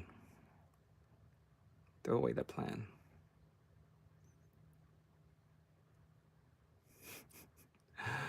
Guys, I've been streaming for 185 minutes. 3 hours. This is the longest stream I've ever done. The majority of it has been nonsense. sprinkled in with some nuggets of quality. USD, yeah, it's crazy. If you go on eBay and like just search any kind of Warhammer thing and click in the upper right hand corner, there's a filter button, right? Click on that, scroll down, and then it's going to say like sold items and completed items. Click sold, and then sold and completed are both going to turn on because the listing is ended. And then click search results, apply filters or whatever, and then it's going to show you everything that you searched under. So if you search like you could do a broad term like Age of Sigmar, or you could be specific like Cities of Sigmar, or type in an actual army or a game or whatever, or an actual figure. Like I painted up a commissar for the Imperial Guard Astra Militarum, and I was wondering, I wonder how much this new commissar goes for. And when you click just search, if you just search, then you're gonna find like across the spectrum. You got people selling that item for super cheap. You're gonna have people selling for like hundreds and hundreds of dollars. Yeah, I think Risk Taylor Wallbank selling some stuff on eBay is a good way to bring in some side money. I don't know if it's enough to buy you an island in the Keys, but it seems like it's a good way to make some extra money, which is why I'm doing it. I'm trying to see what works for if I can do it and if I can make it work for me. But yeah, like I said, if you just search without applying the filters, what happens is you see all the live auctions or the live listings that are currently up, and that's like the Wild West, because you have no clue if people are going to actually buy it. Like I can say, oh, here, I'm going to sell this pro painted Skaven Clanrat model for $999.99, and I can list it for that much, but nobody's going to pay that money. That'd be insane, right? So what you need to do is click on the sold and completed items tab, and that's going to show you what people are willing to pay for that. And you can see too if there's something that is like recent, like the Cities of Sigmar. I remember when Seraphon came out, they had all the Seraphon army boxes, and people were like just whipping through those Sauruses and the Slan models, and they were just putting them up on eBay as quick as possible. And they were selling because they were rare. They weren't available yet, or they were just not available in big numbers. And people with money, people wealthy that want to get into the hobby, are gonna pay for it. But you just gotta do your research. One of my friends buys finished minis as he does not like to paint. Yeah, exactly, Lynx Lord. There are people who maybe they're not rich, but they would pay money for completed models because they don't like to, or they don't feel that they're talented enough, or they just don't want to take the time to do it. I used to have a good following on YouTube, Daniel Busby. It was like 4,000 subs, but I lost my account. That sounds like Jamjar. What happened to Jamjar? He said he contacted YouTube support. That's how I would do it. I don't know how you lost it, what the details of your situation are, but I would say contact YouTube support and tell them the details of what happened to your account, and say, yeah, just that you'd like it back.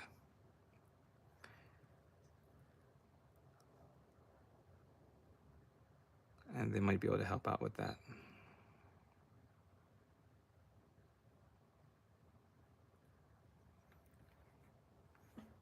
I lost all my details. Oh man, shoot. I think that's going to be tough, because then they might come back and say, well, how do we know that it was really your account and that you're not just some hacker that's trying to get into this guy's account?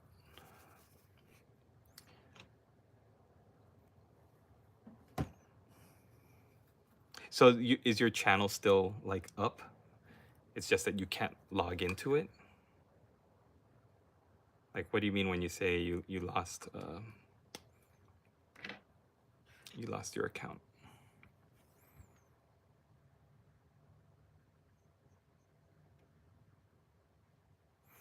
I lost all my details. I think I'm screwed. Yeah. Yes, it's up. See, That's tough if you don't have like your login details, or because that's what they would need. Well, I don't know. Maybe I don't know if YouTube set up for you like a security question,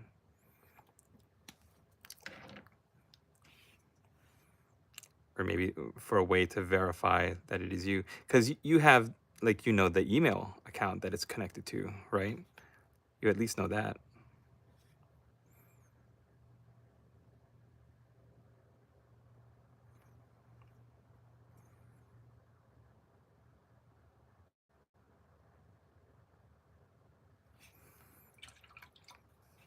Gotta run, Warboss. All right, Mrs. Sprinkle, got a kid homesick today. Take care then. Good luck in painting. Thanks.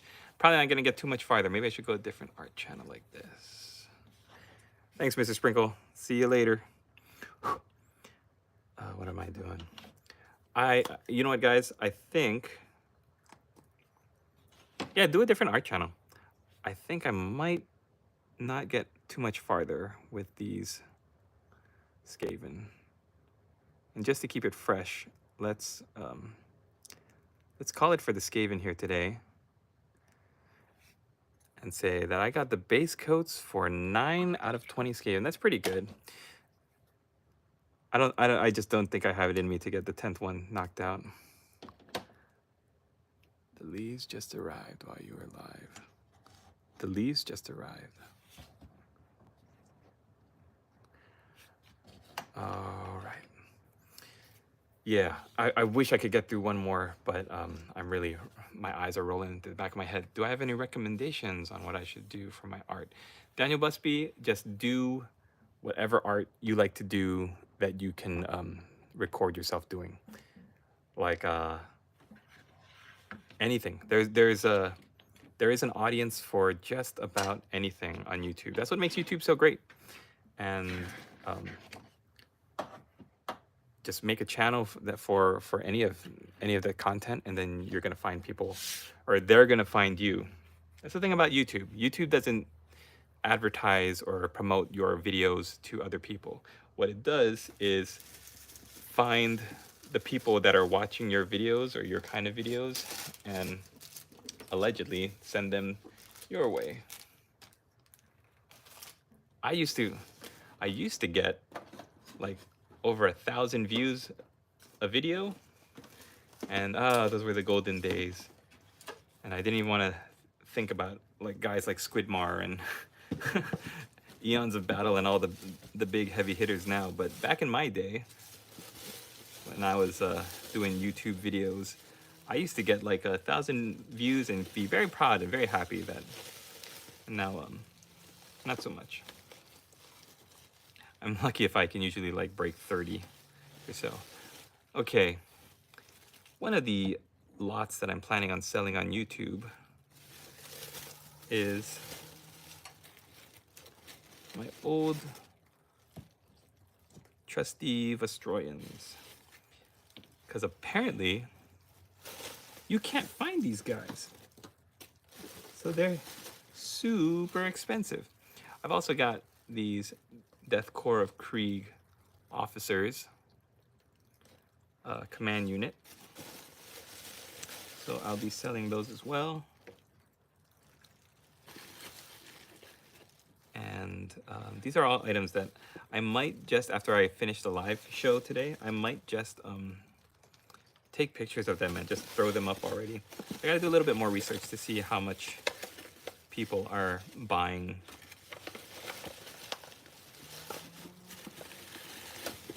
certain models on eBay, but like some of these I'm pretty proud of. Like that one year that I did a Age of Sigmar project, and I painted up some Stormcast and some Corn models.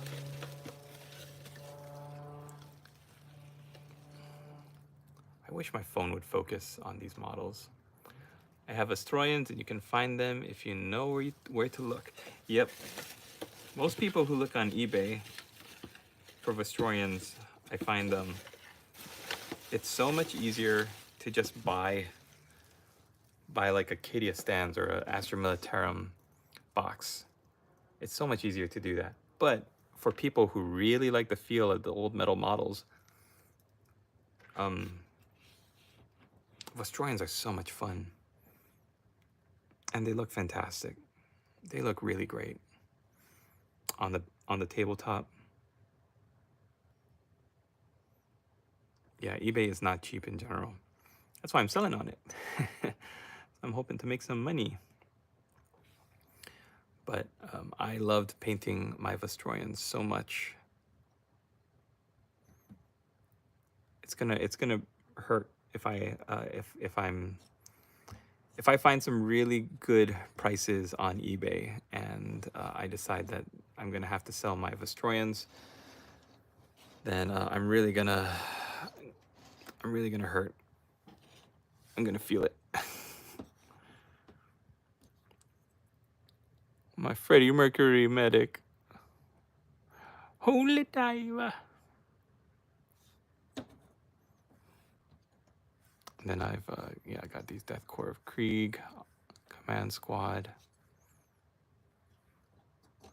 And I've got this one model from, I don't remember who the company is, but I painted him up in Krieg colors. And he's supposedly like a Master of the Fleet officer. Kind of fits with the rest of the Death Corps. Death Corps is doing really well. Oh, thanks, Daniel Busby. Yeah. Links, Lord. eBay is not cheap. Did someone say Vestroyan's pics? I know, all we're missing is Michael Matzi. I remember you painted them for someone 11 years ago. Yeah, I painted...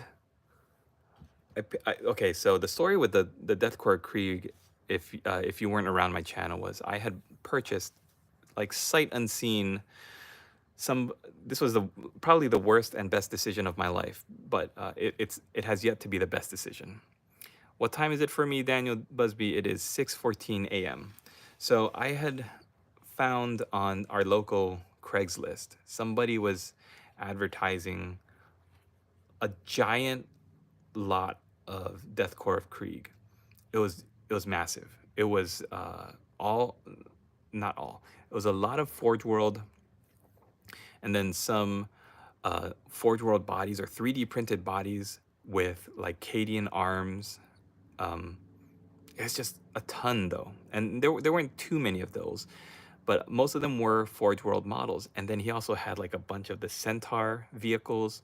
He had like 4 of the heavy ordnance artillery tanks. There was so much in that box. If you can find that box in my playlist, oh my gosh, you could just pause it and take a look inside. That's where Commissar Bane came from, and I'm really happy that I still have it. But I paid like $2,000 for that big box of Death Corps of Krieg, because I figured, when I was pricing everything out, I looked at all of the pictures for the Death Corps that this guy was offering, and I liked the tanks and all of the infantry, and he had like everything. He had the little mole vehicle with the spinny things, and he was he said, okay, yeah, I'll give it to you for $2,000, and I was very happy to get it home and pop it open and look at it. And then I realized, like, what did I do? I need to flip this and turn it around. So that's what I'm doing. I've got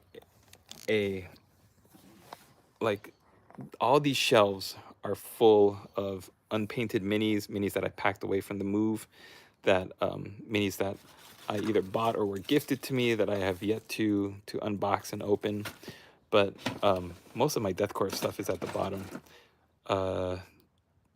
Like, everybody's got collections like these, I think, things that they collected over the years and are desperately needing to organize. These are my drawers of potential, because a lot of it is painted and a lot of it is like new and in box.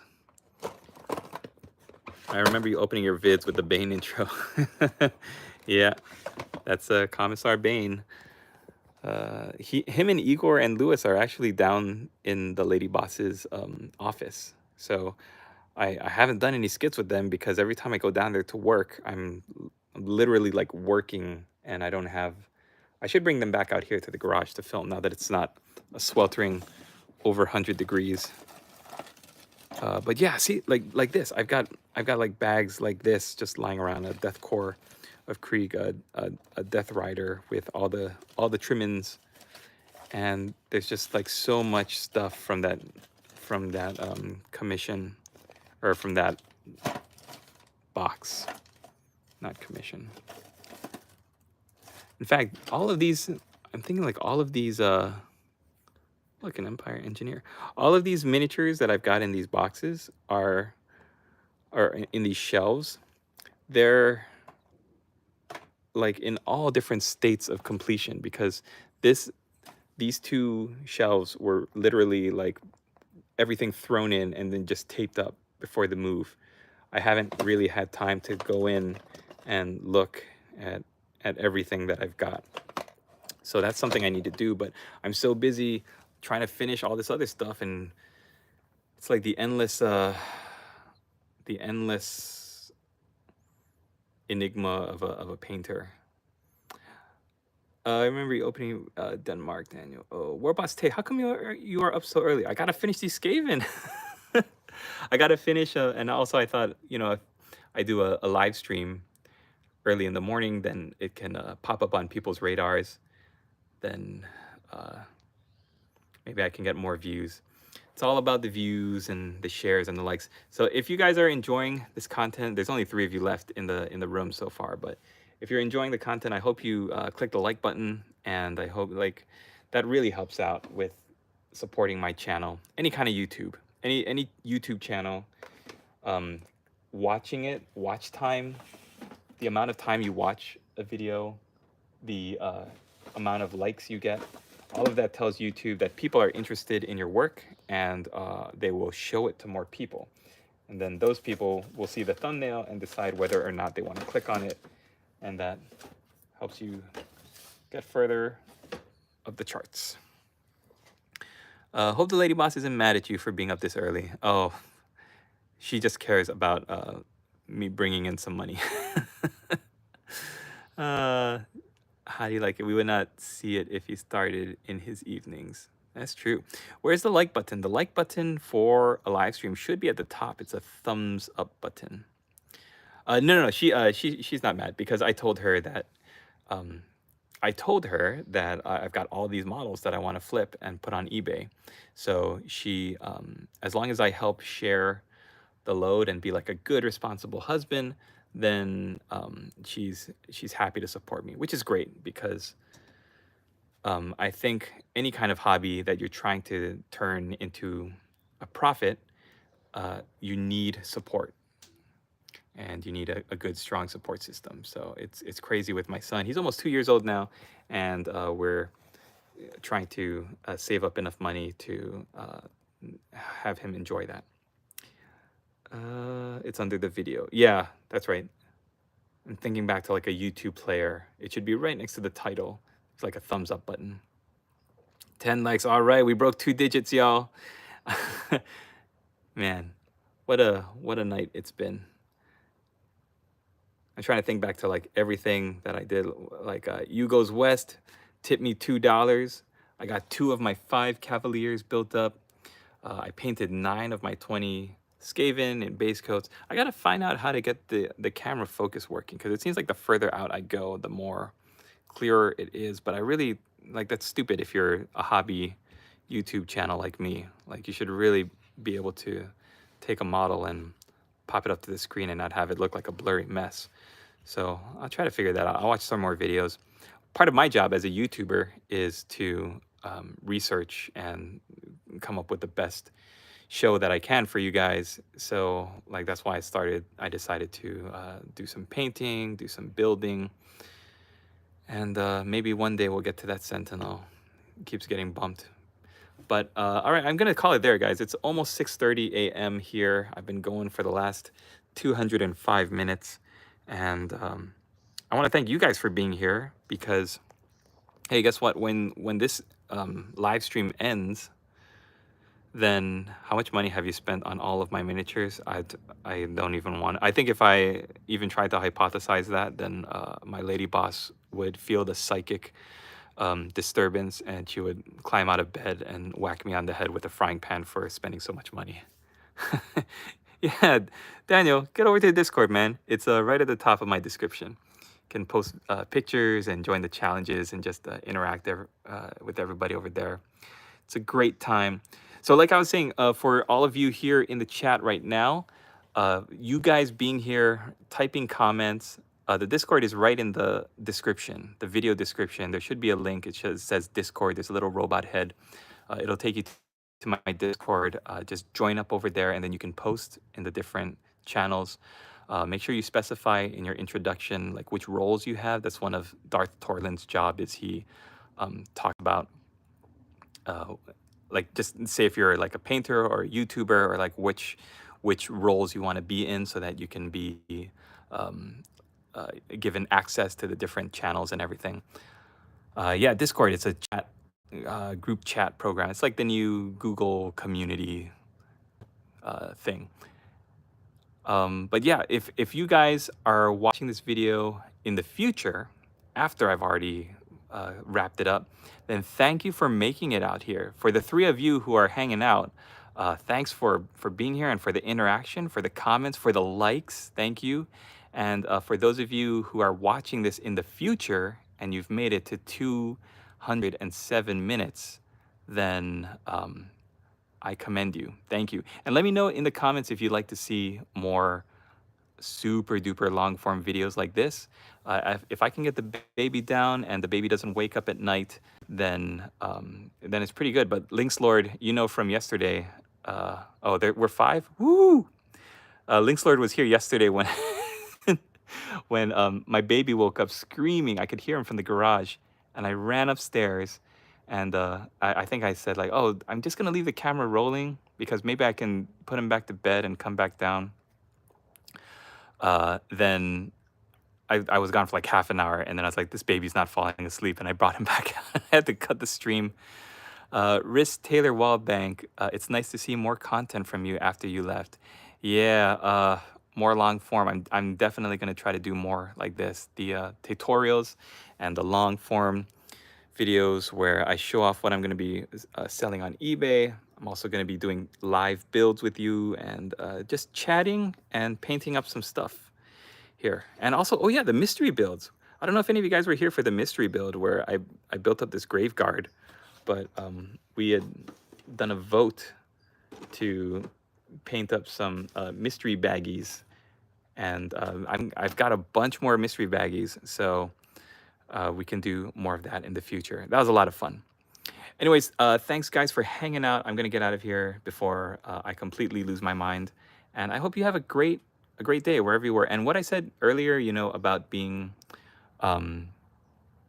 grateful and thankful for you guys, not just the 5 of you in the chat, meow meow, but like for this entire community. We have a great community, the Warhammer community. I think there are a couple of bad seeds that like to cause drama and stir up trouble, but generally we're all very accepting and supportive and encouraging because we're all invested in this hobby. We've all got lots of money and time and effort in this hobby. So it's a great hobby. It's a great place to be. It's a great community. Thank you for joining me, and we'll see you in the next video. Laters, players.